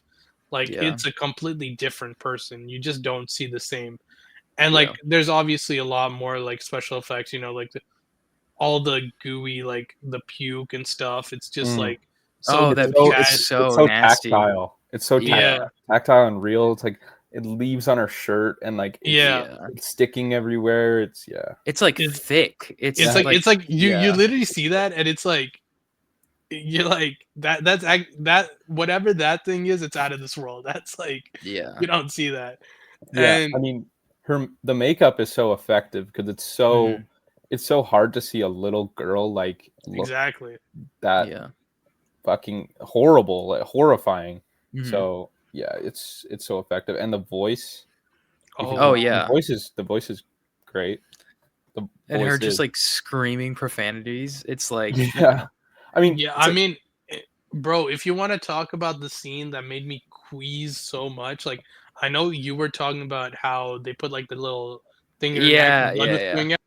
I'm talking about the scene when I don't know what it was, but, um, basically, she's, like, sitting there, right, and I don't know if she has scissors or a knife, and she's just, like, stabbing her Oh, oh. genitalia. If that's the Yeah, yeah, yeah. scene, I was like I was ready to punch my monitor to just turn it off, bro, like, I was Yeah, that's a even the rough second scene. time watching it around, I'm all like I Mm, was like, "I don't know if I can watch that." Like, there's just no way, yeah, like, just blur it out for me next time, like, that's just brutal, yeah. brutal stuff. mm, I don't know. I think this movie, like, it holds up extremely well. It's like I just looked it up at the 2000s was when the like 2000 on the dot was the director's cut when that got mhm, released.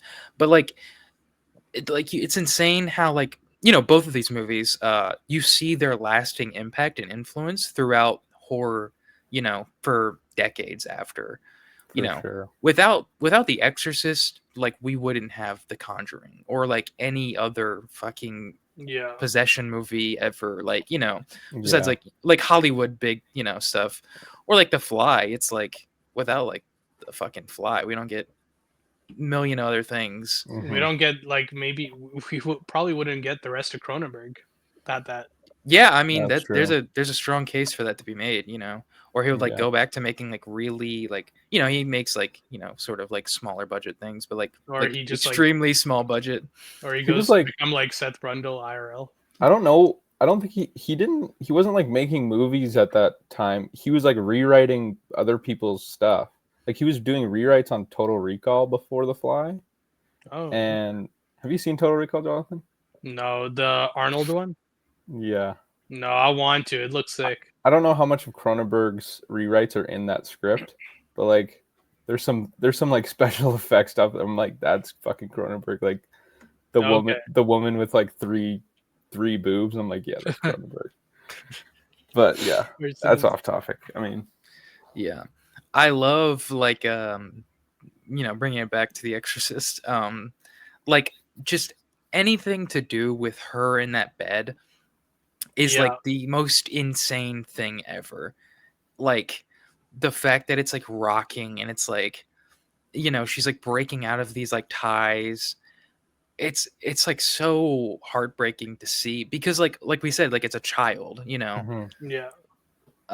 When she's like sitting there and like her torso and head is like going back and forth, like crazily, that's so hard. It's like, or like the sorry, like not to cut you off, but this shot of like her stomach and it's like engraved and it says "help me." Oh yeah, insane. And even beyond that, like even the scenes where she's like sitting on the bed and you see her head do a full 180, and you're just like, oh my god, it's like you see all of these scenes and it feels like so like you see that ingrained in cinema like later on, like that scene when I was watching that, I'm all like, that's literally the exact same stuff that Annabelle does. Like that 180 turn is like that's literally like Annabelle literally took it straight from here, bro. Like and just like bro, everything about that, I just love every interaction with that demonic spirit with basically different characters and how it's trying to manipulate each and every one of them. Like Father Karras especially, because he's like his character I really resonated with a lot because like he's like the most conflicted as a character. Like in the beginning, you like realize he's like this guy who's kind of losing his faith, and you know he's going through the trenches because like he's kind of losing his faith, and then right after he says that his mom basically dies, and he basically has no hope, and then you know he meets with Reagan's mom, and you know it's like just someone who's screaming for help, and he decides to tune in, and he sees this girl who's in need of so much help, and he like basically is dedicating his all to doing this. And I just love him and Father Marin just trying to perform that exorcism. I forgot exactly what chant it was, but it's like the power of Christ compels you. Yeah, the power of Christ compels you. That chant, it's like do they say it like 12 times in a row? Yeah, and it's insane. It's that's just such an impactful scene. It's just like these two guys fighting for their lives, basically. Like at this point, their lives are on the line, trying to save this girl, and I don't know. I just resonated a lot with that. I think that scene specifically like shows Friedkin's like, you know, like his care for this movie, and it's like I think a lesser filmmaker if if they were to make that scene, like, you know, I don't know exactly how many times they say the power of Christ compels you. They say it a lot. You know, point is, I think it works so well because it goes on for so long, and you know, it's like at a certain point it stops feeling like a scene and it starts feeling like you're just watching this like in real life, like an actual exorcism going on.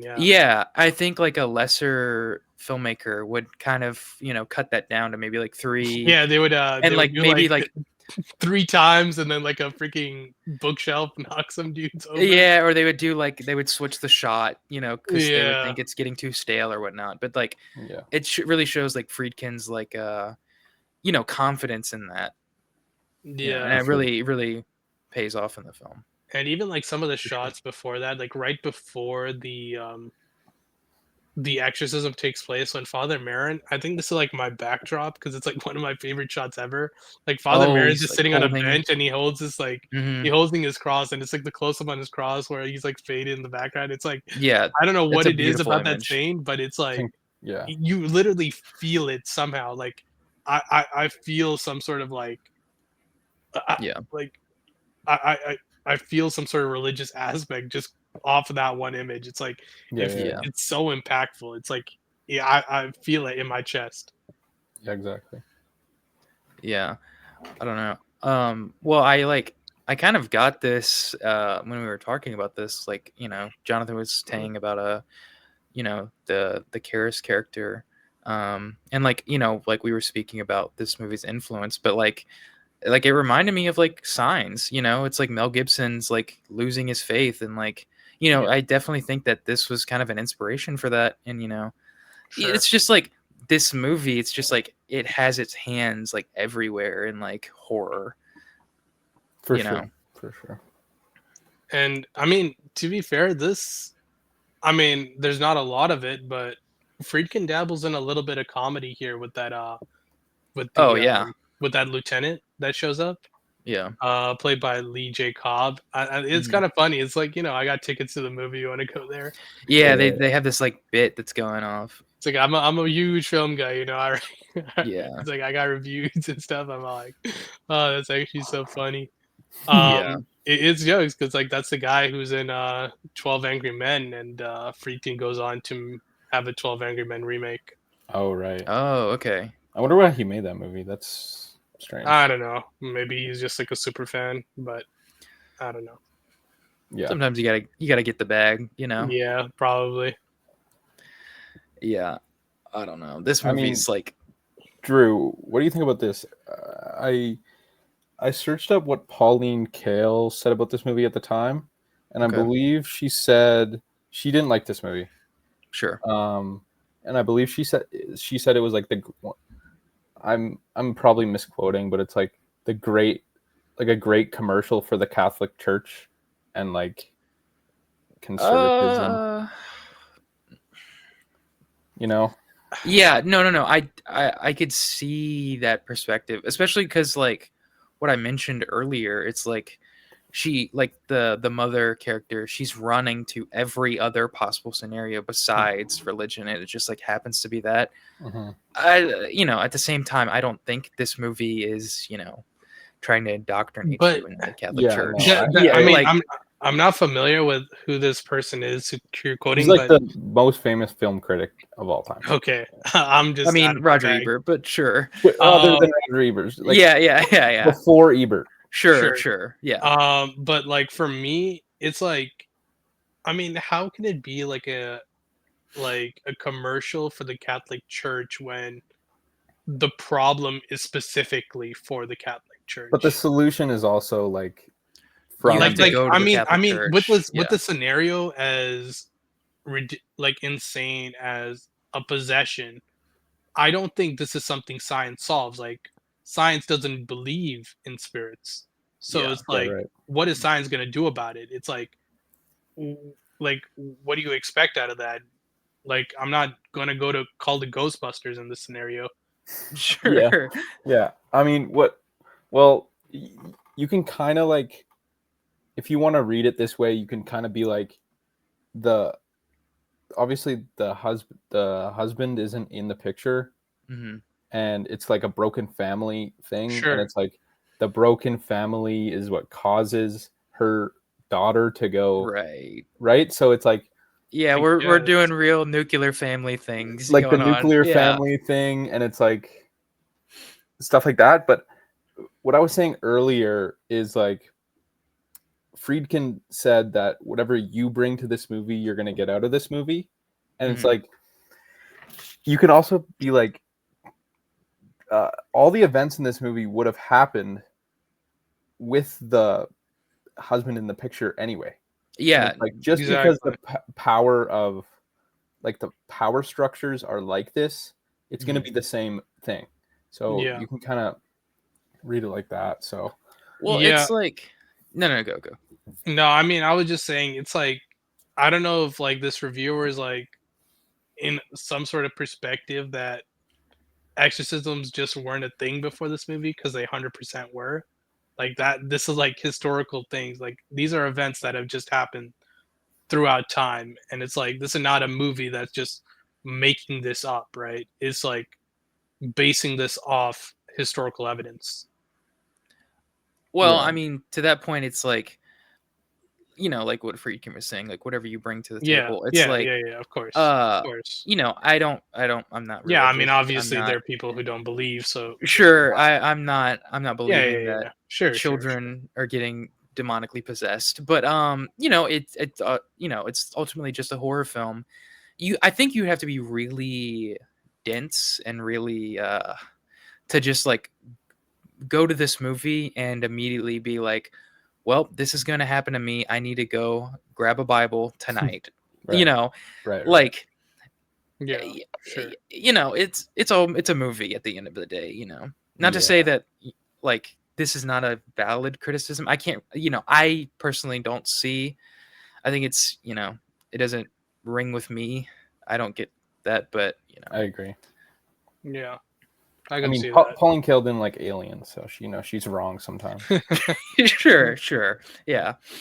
And we all have our little hot takes. Yeah. Let me see.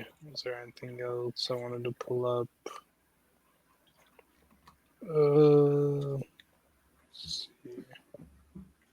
I don't want this to be like a cop out for me, but I like the reason I don't have this at like 4.5 or 5 stars. It's not my favorite movie in the world. It's just because it doesn't like resonate totally with me, and it's like, I don't find like, I think it's beautiful looking, right? And the formal aspect, it's great, but it's kind of like, it's great in like an obvious way to me, where it's like, that's fair. The camera should be there, and it's there, and it's like, everything is it's doing it so well, but I don't know, add a little pizzazz or like Pazuzu. Like, oh, here we go. Pazuzu. I don't think did they ever like mention the. Well, that's the demon that flashes. They don't. No, I know, but I was about to say they don't ever mention him by name. No, not until the second movie. That's the right, second movie. Yeah. Which I knew that was his name already, but Yeah. Pazuzu. Yeah. I mean, I get what you're saying. Like, I feel kind of similarly with The Shining.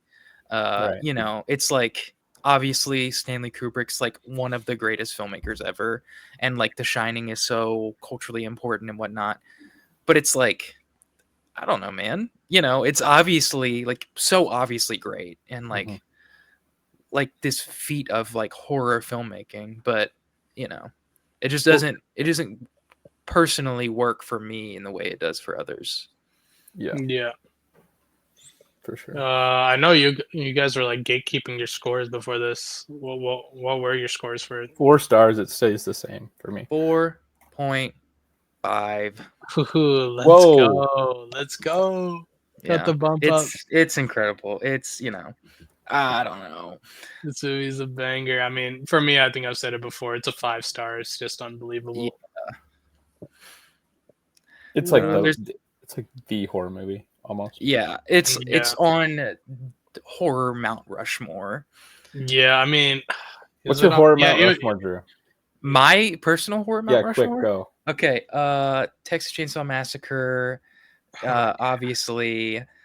Oh, fuck. I mean, this is up there. Like, I'm not gonna include like any of the fucking like Cronenberg stuff. Why not? Because that like it that to me is like, it's not like fully a genre film. Like, it is, but it's working in several different things. Sure. Texas Chainsaw, I would say. Alien, Rosemary's Baby, And I feel kind of similarly about Cure. It's like, is that it is, but like it's also so much that's not. And Psycho. That'd be my What's the 4? That you said 5. Psycho. Right? He Texas? said Texas, Alien, Rosemary's Baby, Psycho. So no Exorcist. No, I mean it's knocking on the door though. Okay. literally like 2 seconds ago, this guy said Mount Rushmore. I said it might, you know. So funny. It might What's be up yours? there. What's yours, Kuyve? Me? Mount Okay. Rushmore. I'll say Alien for sci-fi horror, and then I'll say Alien. Let's do Scream, slasher. Yeah, that's a good Sure. Rosemary's Baby, possession thing, and then let's do. Fuck it. Let's do The Fly, body horror. Let's go. I think mine's tough because my first two, I'm not sure if they're like fully horror. Like Perfect Blue, I mean, it's categorized. It one of the genres is horror, but I wouldn't say it's a horror. It's like primarily more a thriller. It feels like. Yeah, So I'd it's, give it to that. And then Twin Peaks Fire Walk with Me. It's like I wouldn't put it up there. it's I wouldn't. horror, but it's like I thought there's about it, so but many elements to it that it just doesn't feel like it's fully horror. It's very dramatic. It's like a drama kind of. Yeah. So Yeah. after that point, It has I like feel the most like horrible thing that happens to someone. yeah. So like after that point, it's like I think I got pretty much the standard that most people would have, and that's like The Thing, followed by The Shining, and then Alien, and then The Exorcist. Yeah, that's I mean, that's just like I mean that might you be can't just go wrong with that. the That might horror be- Mount Rushmore. Yeah, that might be the objective one. Yeah. I was also looking, you know, I mean, if you obviously consider- Texas is- Chainsaw has an argument to be up there. So does Sure. Scream.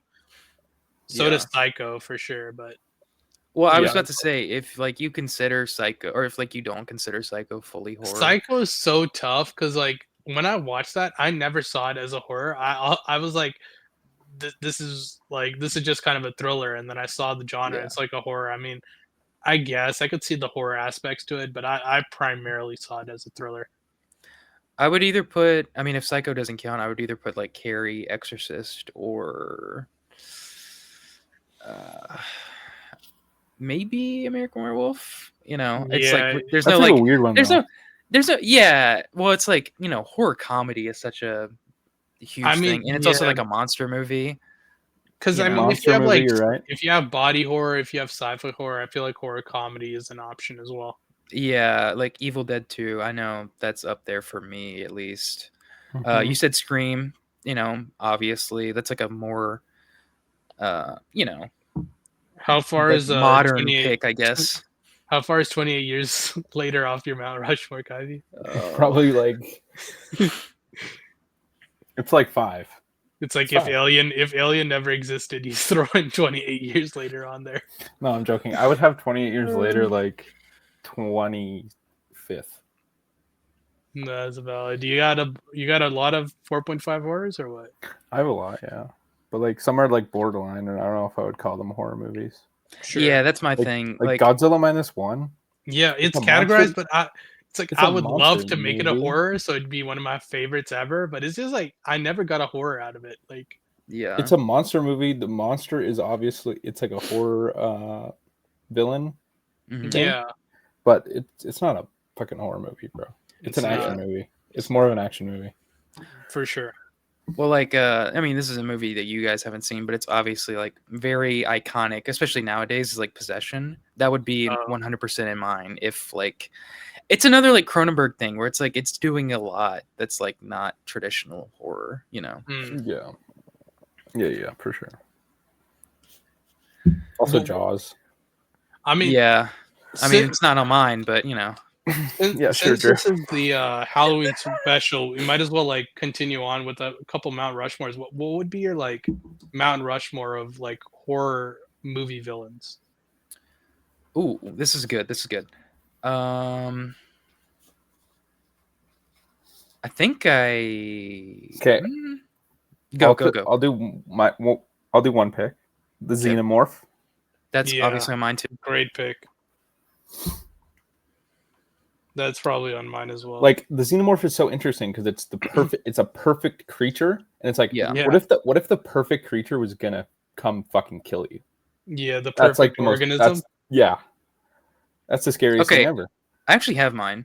It's Xenomorph, Leatherface, Yeah, Ghostface, and a Gremlin.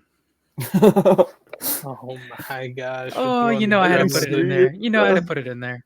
I would probably do the Xenomorph for sure. I wouldn't have anyone from my Mount Rushmore. Possibly the movies. greatest horror like design. Mm-hmm. Sure. I mean, it's tough going off of Xenomorph. I mean, like, if we're talking Alien here, I think the scariest thing in Alien, actually, like the first movie, is the face huggers. Those fair. are like, that's like the most genius way to get off like this this crazy metaphor kind of thing. Sure. Like the thing wrapped around its neck while it's fucking inside down your throat. Yeah. And it's suffocating your face. It's the most insane thing ever. Yeah, no, that's insane. Would you? So you would take the facehugger over the Xenomorph, or they would be both on your Mount Rushmore? I would have the Xenomorph on there just because it's way more iconic. But I do think the Xenomorph is scarier. Just like, I don't know, the one scene in Alien where Ripley's just going around, and I don't know, just I forgot what shot it is, but just seeing the Xenomorph, I don't know, it's like above, and you see the saliva dripping from it. Just like that shot, I'm all like, bro, you know how I'm like, I'd rather just kill myself than be in a ship trapped on this ship than it's like, I would freak out, bro. Especially, I don't know if you guys ever played Alien Isolation, but that was like, it's like one of the scariest games I've ever played. It's like, I watched the movie and it's like, I'm basically put in Ripley's situation now. Yeah. Another one I want to mention is Kuyve just watched this movie, Bram Stoker's Dracula. Like, specifically Gary Oldman's Dracula is like so awesome. He's so awesome. Yeah. If I'm, you go ahead. I was about to say I was going to do Xenomorph and then Dracula or Nosferatu. Yeah. Yeah. If I was doing a Nosferatu, I would probably go with like the 1922 one.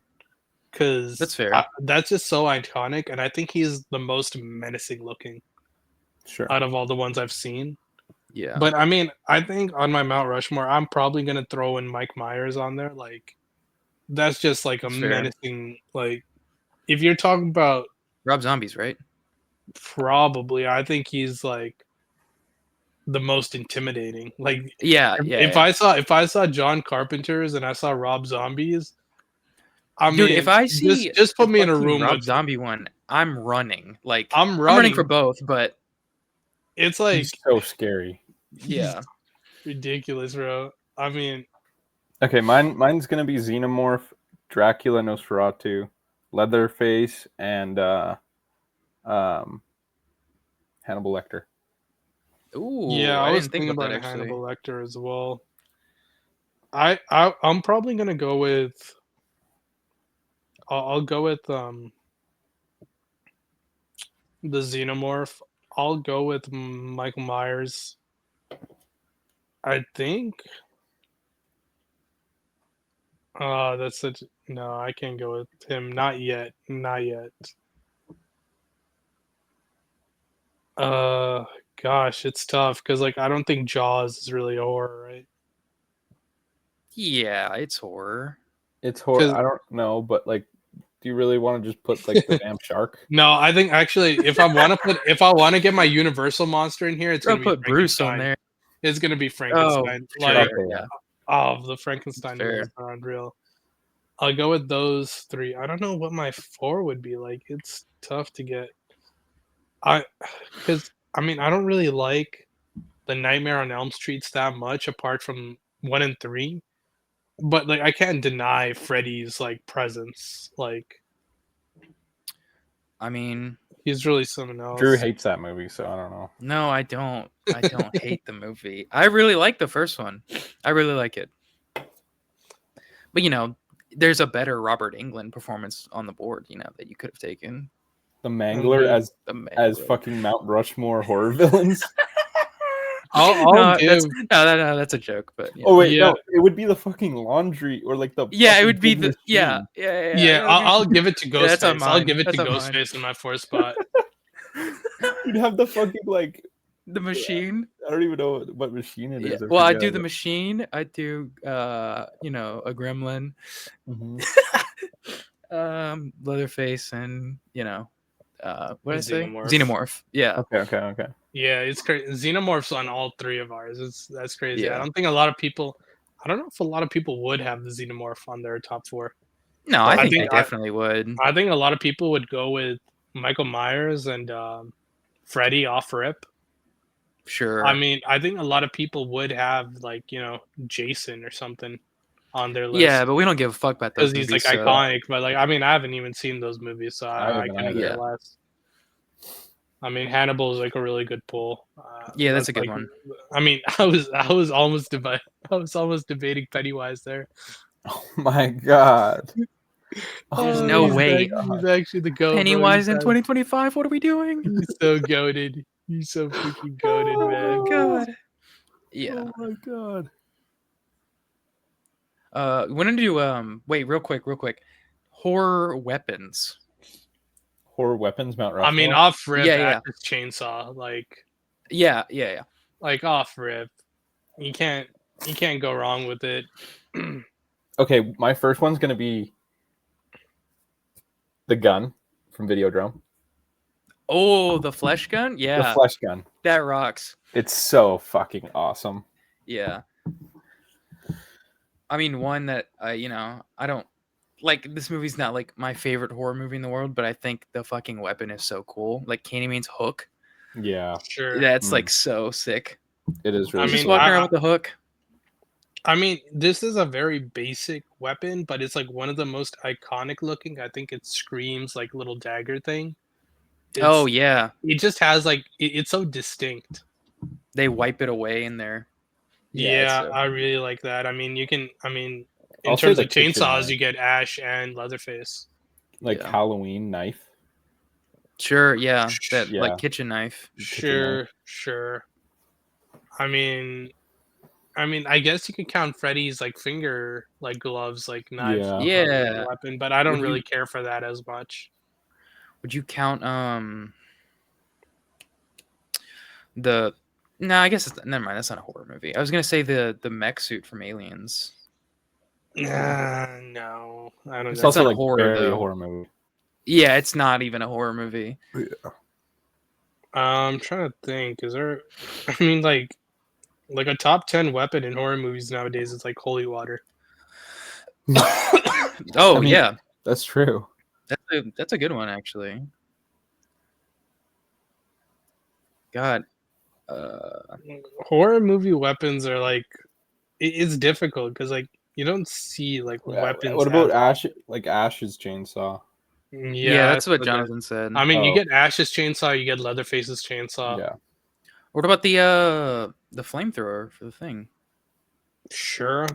It's not as iconic, but sure. I mean, fucking. What about the shadow from Woman in the Yard? Oh, that's a good one. Shadow. Yeah, that's good. I like that a lot. All right. What about the smile and smile? Yep. My own shit.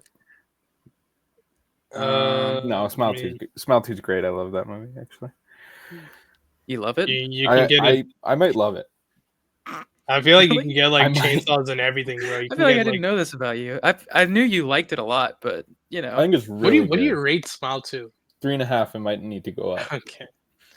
That's insane. That's like the most unexpected thing I've ever heard from you. I mean, I give it a 3.5 as well. I like it. It's good. I give it like a 3. All right, Darren. You don't need to rain on my parade all the time. No, it's good. I like the movie. Did you see it in theaters? I feel like you got that theater bump. Okay, I didn't see it in theater, but I feel like if I did, I'd be like giddy and kicking my feet up in the air and twirling my hair. That's what I was doing. Oh yeah. You know what? One we didn't mention, Saw. Just the fucking Saw. Yeah, I was debating Billy the Puppet for characters. Oh yeah, that's a good one. That weirdo axe thing, that knock at the cabin. Sure. I mean, if you're talking axe, you might as well talk Jack Torrance's in The Shining. Oh, of course. Oh What the yeah, fuck are we yeah, talking yeah. about? That's a good one. Of course. Yeah. And I think Ash uses an axe for most of the movie in the first Evil Dead, right? If I'm not mistaken. I like his in the third one. You know, also barely a horror movie, but his fucking shotgun. Yeah, I mean, you can also throw in like Hannibal's mouth for Silence of the Lambs. Hannibal's mouth. Sure. That's insane. Sure. Yeah, I mean, wait, what about water from Signs? Oh, from The Way of Water. All right, bro, let's go home. No. Sign? No, that's not. I guess Technically, it is. It's a weapon. It's a weapon against the villain. It's not the villain's No, you know what I weapon. would use? I would do Joaquin Phoenix's bat. Oh fuck yeah! Yeah, when he starts swinging. Swing away, whatever the fuck his name is. Yeah. Yeah, I'm looking through my horror movies right now. I'm not really seeing much else. I mean, you could throw a phone for Black Phone. All right, we should move on. No way we're getting fucking Scott Derrickson in 2025. He's actually so much better than Cronenberg. Oh my god. That's an evil thing to say. That's evil. So fucking dumb. That was a rage bait. It pulled up. Yeah, no, I know. It's just Scott Derrickson's nice though. He's actually you shouldn't be allowed to say that though. He's actually so nice. I feel like I need to watch Sinister to have an opinion on Scott Derrickson. Oh my gosh, come on! There's no way that we're movie's having not Scott even good. Derrickson. It's not good. That one. That's his best movie, but it's not good. Because it's probably his best movie. Yeah, it is. Like you know. But like, I mean, what's the competition? The fucking Gorge? The Gorge is ass. Both Black Phones. Those Black Phone's not good. They're good, bro. They're good. It's it, bro. Ooh, I feel like Doctor Strange. Terrible. The Day the Earth Stood Still. The Day the Earth Stood Still. Keanu Reeves picture. Oh. Hellraiser. What the heck? Yeah. I don't know. Nah, he's nice, bro. Yeah, I mean, holy fuck! The Day the Earth Stood Still. Scott Derrickson 2.3 on Letterboxd. It might be secretly good then. That's secret sauce. That's tech, you know. Yeah, you got Jennifer Connelly's in this movie with Jaden Smith and John Hamm. What? Yeah, I mean, you really can't get a better cast than that nowadays. That's actually insane. Actually, the Snowman managed to make a good cast. Trash, so. Oh, talk about horror weapons. His like thing. Oh, that's not a horror movie, gang. That's not a horror movie. It is. The Snowman is a horror movie. That is not a horror. It's a horror movie, bro. That's that's a crime thriller. It's a horror movie in the same He's like way. cutting people's heads off. Yeah, there's a fucking there's an image of Chloe Sevigny's head just sitting on top of a fucking snowman. I mean, yeah, it's insane. Would you guys say Seven is horror then? Maybe. No, dude. Okay, no. If Seven is not a horror, the Snowman is not a horror. No, but the Snowman shows is like it's horror images. With Seven, it's implied. Yeah, Seven. Yeah, but like the horror images in the Snowman are not like horror; they're just like horrific to watch.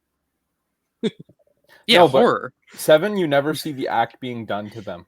Sure, yeah. Sure, I mean, just the aftermath. So, but it's like in Silence of the Lambs, you don't really see acts being done to them as much. It's and the Snowman is more of a horror movie than Silence of the Lambs. It creates like a sense of like, I don't know. There's like dread in that. I'm not saying it's a better movie. I'm just saying like it is more of a horror movie because it shows like more horror images.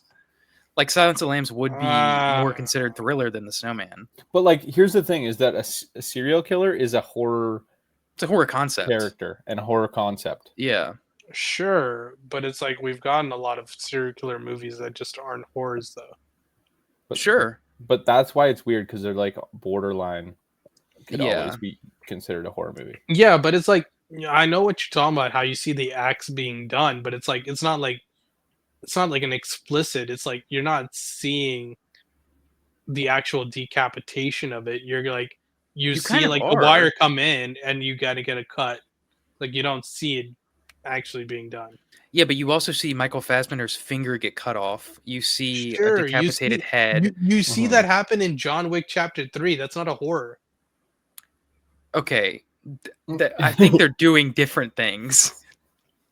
You know, Yeah, they're doing different things. I'm gonna agree to disagree. Does Letterboxd even rate as a horror? Let's see. Yeah, it's horror on Cine Nerdle, bro. Well, here's the okay. There's no way it's horror on Cinema. It is 100%. Serial killers have been so we've been so It's the fourth desensitized. build. We've been so desensitized to serial killers in like the true crime era Yeah. that it doesn't seem like a horror thing to us anymore. Sure. Right. But like when you watch we should do a podcast on Targets. It's like it's such an interesting movie in the way it like explores the genre. Yeah, but that's like almost more a thriller, but it has that psychological aspect to it of It's kind of like a thriller that's about horror movies. Sure. But it never has that horror feel to it, but obviously there's like some heinous things going on. Yeah. But that's like a movie from 1968 where it's like that's when people are like getting scared of serial killers. Yeah, sure. So it's like a thing where yes, it's absolutely a horror concept then and now, and then Yeah, because like even like Zodiac is not really a horror, is it? No, but it has some scary scenes for sure. Sure, but I also think like it's horror in. I think Zodiac theory, has scarier scenes than anything in The Snowman. Well, it's not about like horror movies are not about like being scary nowadays. Like not always. Yeah. Like Cronenberg, like, The Fly isn't scary. It's like gross. Yeah. Cool. Or it's like a movie I just mentioned, like Gremlins. That's not a fucking scary movie, but it's definitely like a horror movie. Mm-hmm. Yeah, but then what kind of horror is The Snowman then? Like if it doesn't go into any of it's serial killer horror. Yeah. Yeah, we can agree. I think if the original Godzilla can be considered a horror movie, then I think The Snowman can be considered. Because that's the exact same thing. Because Godzilla is just a horror. It's a horror concept. Vehicle, and like horror concept, yeah. And then a serial killer is the same thing. It's a monster. They're both monsters. Sure. True. Monster, Netflix series.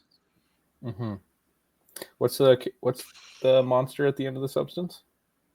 Monstralisasu. Yep, that's it. Oh wait, there was a name for it. Mm-hmm. Bro, it flashes on the screen in like the third act. It goes Monstralisasu. Yeah. Oh, I passed out during that part. Mm. And then it's weird that we talked about The Exorcist and The Substance because I saw them both on the same day for the first time. That's interesting. Yeah. It makes the fucking Exorcist look a million times better and The Substance look a million times worse. Mm-hmm. All right. We're going to get into some news. Don't forget to like, comment, subscribe, rate us 5 stars on Spotify. Ring the bell. There we go. There's your little... I'm good, bro. The bell icon. The bell, yeah. Ring it. Oh my god. Let's wrap it up, man. First piece of news. Adam Driver reveals that he was developing a new Star Wars movie, The Hunt for Ben Solo, with Steven Soderbergh. Was set after The Rise of Skywalker. Lucasfilm loved the idea, but Disney said no. They didn't see how Ben Solo was alive. Soderbergh.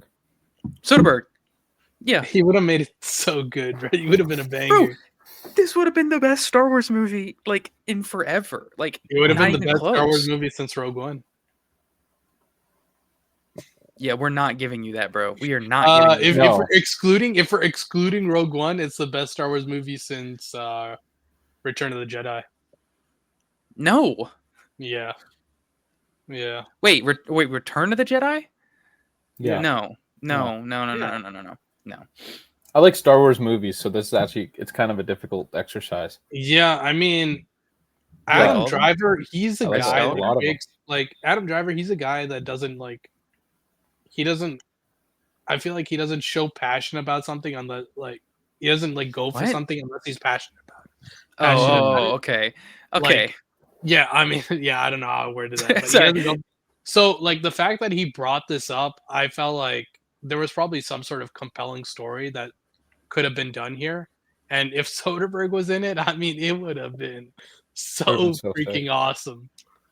Well, it's like Driver's career is so interesting, like specifically post Star Wars, because he kind of like did those movies for fucking, to get noticed, and then Yeah. like after that, he's making like movies with like these like big Yeah, he auteurs. Like got he's one made with like Scorsese, Silence, Scorsese, Spike Coppola, Lee, Black Spike Klansman. Lee, Ridley Scott, Jarmusch. He wanted to work with Hurrah. Soderbergh. Yeah, it's insane that he's just like always working with interesting directors, even if the movie isn't Yeah, amazing. Michael But Mann as well. Michael Mhm. Mann, yeah, Yeah. So Soderbergh's Star Wars movie would be so. I don't even it know would what be that so would look sick. like. I mean, It would be. It It'd would be be. shot on an iPhone. I haven't even seen his Solaris, but like So it probably goes hard. yeah, no, Solaris is amazing. I love that movie so much. But it's like that movie is like obviously it's set in there's stuff in space, but there's a lot of Yeah. flashbacks, and it's just it's pretty much just a drama the whole time. And it's Yeah. not like they're going to like explore a planet or they're flying in the spaceship and they're attacking people. It's nothing like that. It's just like characters talking in space, and then there's flashbacks to Earth and stuff like that. But the stuff that's in space in Solaris is so beautiful to look at. Like the Yeah. freaking all these like crazy lights in the sky and the planet. It's Yeah, really, Soderbergh would have made something special with that for sure. yeah. Yeah, it's sad to see that this is not a fucking thing. And wait, are you gonna bring up that David Fincher was gonna do or wanted to do a Star Wars movie too, didn't he? Yeah. It's what are we doing? Like it's like Star Wars is such a like crazy world to work in, and if you want to give it to interesting directors and see what they do. Like this is the entire problem with the studio system nowadays is they just want to make money, they want to make something this neat little package and not Yeah, it's so stupid because it's like they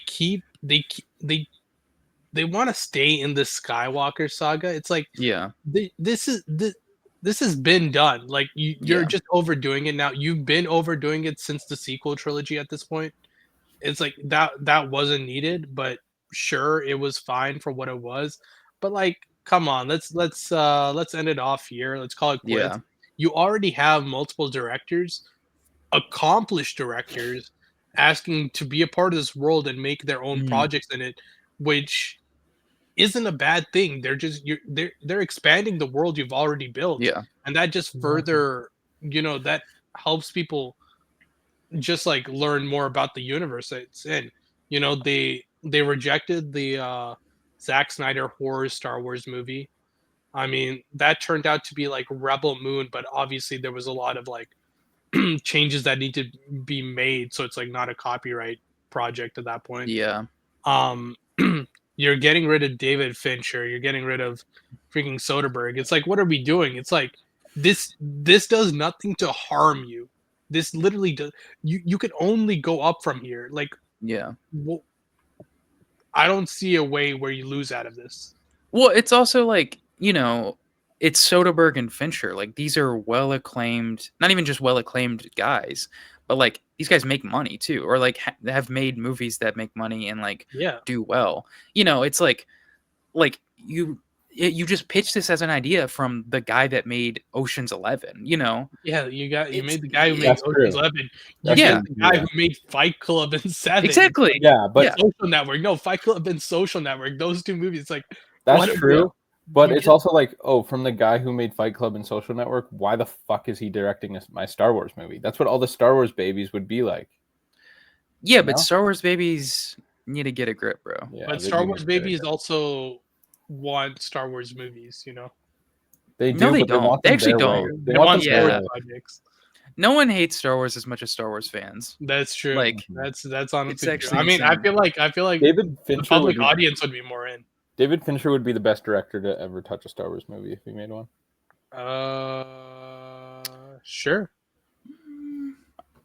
That's Sure. fair. I mean, That's fair. I mean, what is the competition? J.J. Abrams and Rian Johnson. George Lucas. The only George right. George Lucas is right. the only real competition. I guess like Irvin Kershner, if you're a big RoboCop 2 fan. You know, 2 probably is really good. It's probably good, but it's not, solid. David Fincher. Solid. Yeah. But yeah. Soderbergh might be the second best. Yeah, but unfortunately, we're not going to get either of those projects. And that's true. And then Zack Snyder would win the third best. Yeah. Well, no, you're doing a little too much. No, he would have been the third best. He would have been the third. He would have been the third best. He would have been better than George Lucas. Yeah. Zack Snyder's my goat. You're doing too much. BVS is better than every George Lucas movie. All right, we're cutting that out. Zack Snyder's Justice League is better than any Star Wars movie. Oh, that's ridiculous, Jonathan. All right, we're moving on. Speaking about David Fincher, The Adventures of Cliff Booth will be released in summer 2026. Netflix is looking at potential robust theatrical rollout for the film. Okay, I just want to say that when this got announced, every single person on Twitter was crying about, oh my God, it's not going to be in the theater. It's the worst thing ever. Yeah. I hate David Fincher. He's got tied up in Netflix. And we need to get David Fincher out of Netflix, purgatory or whatever. Yeah. I don't think it's the worst thing in the world that David Fincher just gets to make movies at Netflix. Yeah. Well, he's like getting blank checks, essentially, Yeah. It's like, I don't think he would have made Mank if it weren't for fucking Netflix. No, and you can not like Mank, but it's like, it's at least an interesting movie, He's made more good than bad with Netflix. I mean, I'm not a big fan of Mank. I know some people do like it. I think, Kuyve, you're a fan of it. But obviously, The Killer, I think likes it more than Citizen Kane. Killer. That's ridiculous. It's not that ridiculous. I mean, both are pretty but both are great. I don't know about all that, but I mean, The Killer obviously is Killer's incredible, awesome.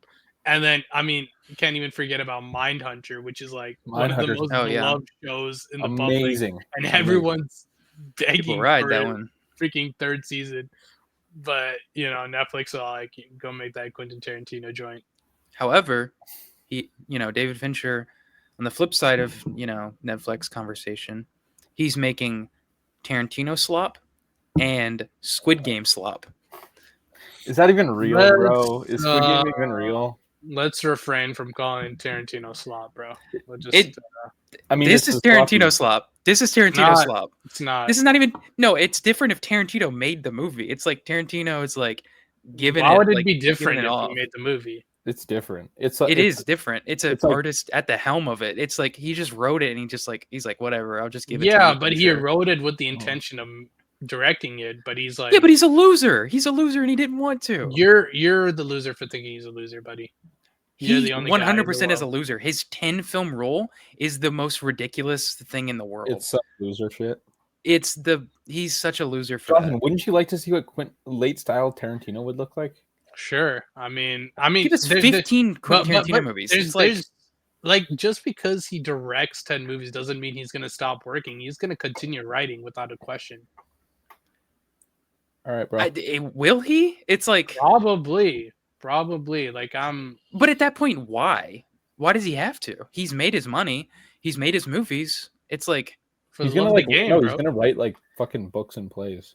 Yeah, it's like well, his whole like I don't want to get too into this, but it's like whole 10 rule thing is like he wants to have a perfect filmography. I will say he doesn't have that. It's kind of like that's kind of a whack thing to do. It's like that's the reason he kind of boxed himself. It's like he could have just made this like sequel and like called it quits. Sure. But it's like now he's gotten into his head where he's in the mindset where he's like, I need to make a perfect film or else like I just can't do anything. Or literally just call Kill Bill 2 movies, and you have 10 movies, and you have Once Upon a Time in Hollywood as your last movie. And that's which, it's like the best one to end on. Yeah, or it's like, like it would be so interesting to see Tarantino like experiment. It's like he stays in his one little lane, and he does that thing well. I would be interested to see what different Tarantino movies. Like, I mean, artists make their most interesting work after they don't know what to do next. He's written like From Dusk Till Dawn, which is like a horror. So it's like, yeah, it's like Which is it's bad. not the same. Around the parts. I guess you could say like Death Proof, but it's like whatever. I don't know. Like I'm not a huge Tarantino fan, but I was interested to see that Critic movie that he was going to make. Yeah. I mean, that's just gone forever. I think some of the Critic movie might be some of the Adventures with Cliff Booth. Yeah. Oh, really? It got like merged? Okay. Yeah. A little bit, yeah. Okay, that's fair. I don't know. He's a weird guy. Yeah, well, this Netflix movie is going to get theatrical release. Some people saw Frankenstein in the theaters like this week. Yeah, I mean, it's in theaters right now for where I'm at. Yeah. So. Yeah, so Netflix movies are going to the theater. Fucking Narnia is going to be in the theater. If it's not going to be in the like Greta Gerwig's Narnia movie. Yeah. No, it's in the theater. Like it's 100% going to be in the theater. That's a Netflix thing. So, or it's like even like the Knives Out movies, Yeah, like Glass Onion or the new one, They have their 2 weeks in theaters, so everyone can experience them on the big screen, and then chuck it over onto streaming. The Killer was in theaters, but The Killer was in theaters. It was. Yeah. I mean, But Jonathan, the 2 weeks thing is like every movie, like fucking movies. Your average movie is 2 weeks in the theater now. Movies are gone like instantly. I don't know where you're at. I mean, what movie have you seen gone in like 2 weeks? It depends. Dude, After the Hunt just came out, and it's not even in my theater anymore. But that's After the Hunt. That movie has like no pull. Jonathan, my big theater here is like it has movies a lot because there's so many screens. But like your average movie theater, it's like 2 or 3 weeks. Yeah, like if that, like really, if that, like if a movie is doing well, it'll like let me obviously take a look here. Let me see if there's like a movie that's playing right now that's been. I've had movies that only stay for like 5 days, Mm-hmm. and it's like I have such a short window of time. If I'm not there opening weekend, it's like I basically just don't see it in theaters. Yep, that's at least like my experience. Like I'm dealing with a smaller theater than you guys. Like I still have One Battle After Another showings. Yeah, same, but that's at my big theater. Yeah, I don't have One Battle After Another showings. I have Conjuring Last Rite showings. But Conjuring Last Rites is a movie that's doing like ridiculously well. Yeah, insanely well. I have Minecraft. No way, you have Minecraft. Yeah, there's a showing on Tuesday, 1 p.m. That's insane. About? Roofman, Good Fortune, Tron Ares, that came out just like last week. Yeah, I have One Battle After Another too, but that's still that's not even my big theater. If I go if I go to a smaller theater, let me see if there's like some. Yeah, One Battle is gone for me. Like it's in my smaller theater. See, if I go to a smaller theater, I mean, After the Hunt is there. I mean, that just came out. Minecraft's there. Oh, I do have Frankenstein here. These are the movies that are showing in my theater: Black Phone 2, Good Fortune, Tron Ares, Roofman, Gabby's Dollhouse the movie, Conjuring Last Rites, and Bad Guys 2. It's like Bad Guys 2. I needed that. After the Hunt literally just came out. You're not getting the Colleen Hoover picture. Regretting you. No, Jonathan, my Scotiabank theater has Minecraft movies still. Yeah, I'm looking at my Scotiabank. I'm going to like. I mean, the theater down south has like a bunch of screens. After the Hunt, Blue Moon, Good Fortune, Frankenstein, Shelby Oaks, and then like all the normal ones. Funny enough, I just realized Shelby Oaks is not even playing in my theater. That movie literally just came out. Yeah, it's playing for me. But funny enough, Blue Moon's only playing at like one. Oh wait, never mind. It is theater, and it's like not like it's neither of the big ones. So that's weird. Got some more news? Yeah. Speaking of Minecraft, Jack Black has been submitted for Best Actor Awards consideration in playing Steve in the Minecraft movie. I mean, Is that not the most ridiculous thing in the world? That's funny, but I can't really say much. I still haven't seen the movie. I still haven't seen it. I haven't either. Don't bother, bro. Don't bother. He's probably gonna get a Razzie, bro. He's gonna get a. He's gonna get a Razzie. 100% get a Razzie. And a Razzie. No. He's not getting an Oscar nom. That's ridiculous. He's not gonna get an Oscar nom. An Oscar nom. He's definitely not getting an Oscar nom. But that'd be so awesome if he won. That'd be so sick, dude. I mean, so talking about big movies with, Ice Cube, bro. He's gonna get a Razzie if anything. Sure. True. Ice Cube is 100% getting the Razzie, but Jack Black's getting nominated. Like, what Jack Black role would you give him an Oscar win for? School of Rock. But like that's just a fun that's probably role. the only one. I like him in a. I Still Know What You Did Last Summer. Kung Fu Panda 2, probably. Yeah, he has like dreads in this. I Still Know What You Did Last Summer. No way. Give him an Oscar for Shark Tale. Yeah, he plays the gay shark. Oh, hell yeah. Yeah. Yeah, that's probably, or Shallow Hal. Nice. Give him one for that. Dear Santa. What's that movie? Gulliver's Travels. Yep. Oh my god, that movie's so peak, bro. Bad, the final act so where he starts singing "War, huh? What is it good for?" That's like an all-timer right there. No, shut up. That might be like top 10 cinema moments. All right, maybe if you're off the sauce. No, that movie has only sauce. We're talking about Kuyve's Goat now. Ben Wheatley's Normal, starring Bob Odenkirk, will release April 17th, 2026 in theaters. The Western film follows a temporary sheriff who discovers a deep criminal conspiracy at the heart of his town and realizes that everyone is on it. This sounds so awesome. Yeah, it's going to be peak, man. I'm Modern Western, Ben Wheatley? Yeah. Bob Odenkirk is the guy? That sounds so cool. And it's like a town conspiracy. He's so good at these conspiracy movies. Kill List. Yeah. I mean, I've only seen one fucking Ben Wheatley movie. He's not my goat. No, you haven't looked true. On, You've seen 2. Meg 2. Meg to the Trench. That's probably his best movie. I need to get around to that too. It's a good movie. Yeah, I need to get around to that one. That looks awesome. Yeah. It probably is better than Kill List. Yeah, you're ridiculous, bro. Get a grip. The first Meg is better than Kill List, but the Meg is so awesome. Meg rocks. The baseball game is in like the 13th inning. You gotta wrap this up, bro. Okay. We can skip that. Johnny Depp to star in a Ty West A Christmas Carol for Paramount Pictures. Sounds like the worst thing in the world. Is everyone doing Christmas Carol? Like, was it Robert Eggers? It's Robert Eggers and Ty West now. Oh, it's ridiculous. Project? No, don't do that. They're not. No, they're one of them is doing one, and the other one is doing another. Oh my gosh! So it's not. Oh, I thought they were working together. Which no. It's like that'd be evil. 2 separate projects. Like, what? Yeah. Can these studios can they have like some sort of like conversations about what project they're doing? Johnny Depp, like what are we horrible. Doing? Yeah.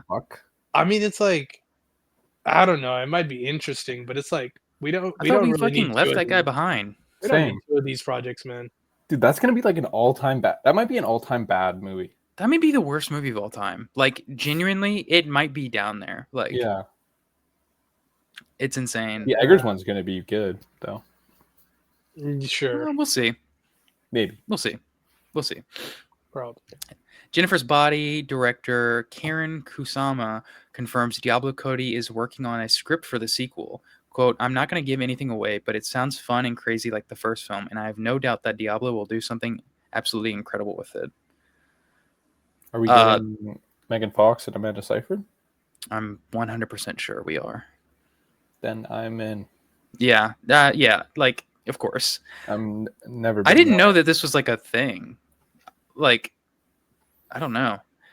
is this this is a weird legacy sequel to do? It is a weird legacy sequel. Yeah. It's like a cult movie, and they just do legacy sequels to like cult movies all the time. Sure. Yeah. Sure. Yeah, I don't know. It's a weird project. Yeah. Okay. Next piece of news. After Sun director Charlotte Wells is attached to helm a Debbie Harry biopic with Florence Pugh sought to lead. Do we know who this person is? Am I dumb? Am I dumb for not knowing this? Yeah, person? You're 100% fucking stupid. For not knowing who? Debbie Harry? I don't know who Debbie Harry is either. Bro, Debbie Harry's in your favorite movie of all time, or like top 5. She's a very famous musician. She's the lead singer for Blondie. Oh, right. And she's in Videodrome. She's in Videodrome. Yep. She's in Videodrome. Yeah. This is interesting. I obviously adore After Sun. I've been waiting to see what Charlotte Wells is going to do after that. But this is a weird pick. I'm interested to see. Florence Pugh's that's fucking like uninspired casting, but what are we gonna do? Bruh. Last piece of news. I'm skipping some. We'll leave off with a fun anticlimactic piece of news. Dwayne Johnson has been cast as Zeke in Zootopia 2. What do you mean he's been cast as him? That movie's like, isn't that movie coming out in like a freaking 2 weeks? What are you talking about? What is this guy doing? Yeah, it says Dwayne Johnson has been cast as Zeke in Zootopia 2. No. Are they fucking? He's like a snake in Zootopia. Yeah, I think they're gonna like. Is he dubbing over like, put dude or what? Yeah, they're gonna rotoscope him. Let me look at the letterbox. There's gonna be a rotoscope portion of the film. I don't see him in the cast, bro. Yeah, that'd be so awesome, though. What the fuck? Linklater Zootopia. Dwayne Johnson would look hilarious rotoscope. That'd be so sick. We're doing a Zootopia 2 episode, right? Like we got to. Yeah, we got to. Oh, we're doing that for sure. Yeah, Zootopia 2. What else comes out that day? There's something else. It doesn't matter what else comes out that day, to be honest. Oh no, we can cover both of them. It doesn't really matter. Isn't it not Dead Man Walk, Dead Man Wake Up? What is that movie called? Wake Up Dead Man? Wake Up Dead Man? Yeah.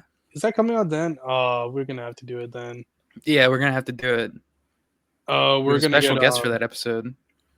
Yeah, I am. Yup. Fergie wasn't available, so. Mm-hmm. Yeah. All right. That is all for this episode. Next week, I don't think we know what we're doing yet, do we? No idea. We'll let you guys know on Twitter. Yeah. All right. Peace. Have a great day. See ya. Bye-bye. Peace.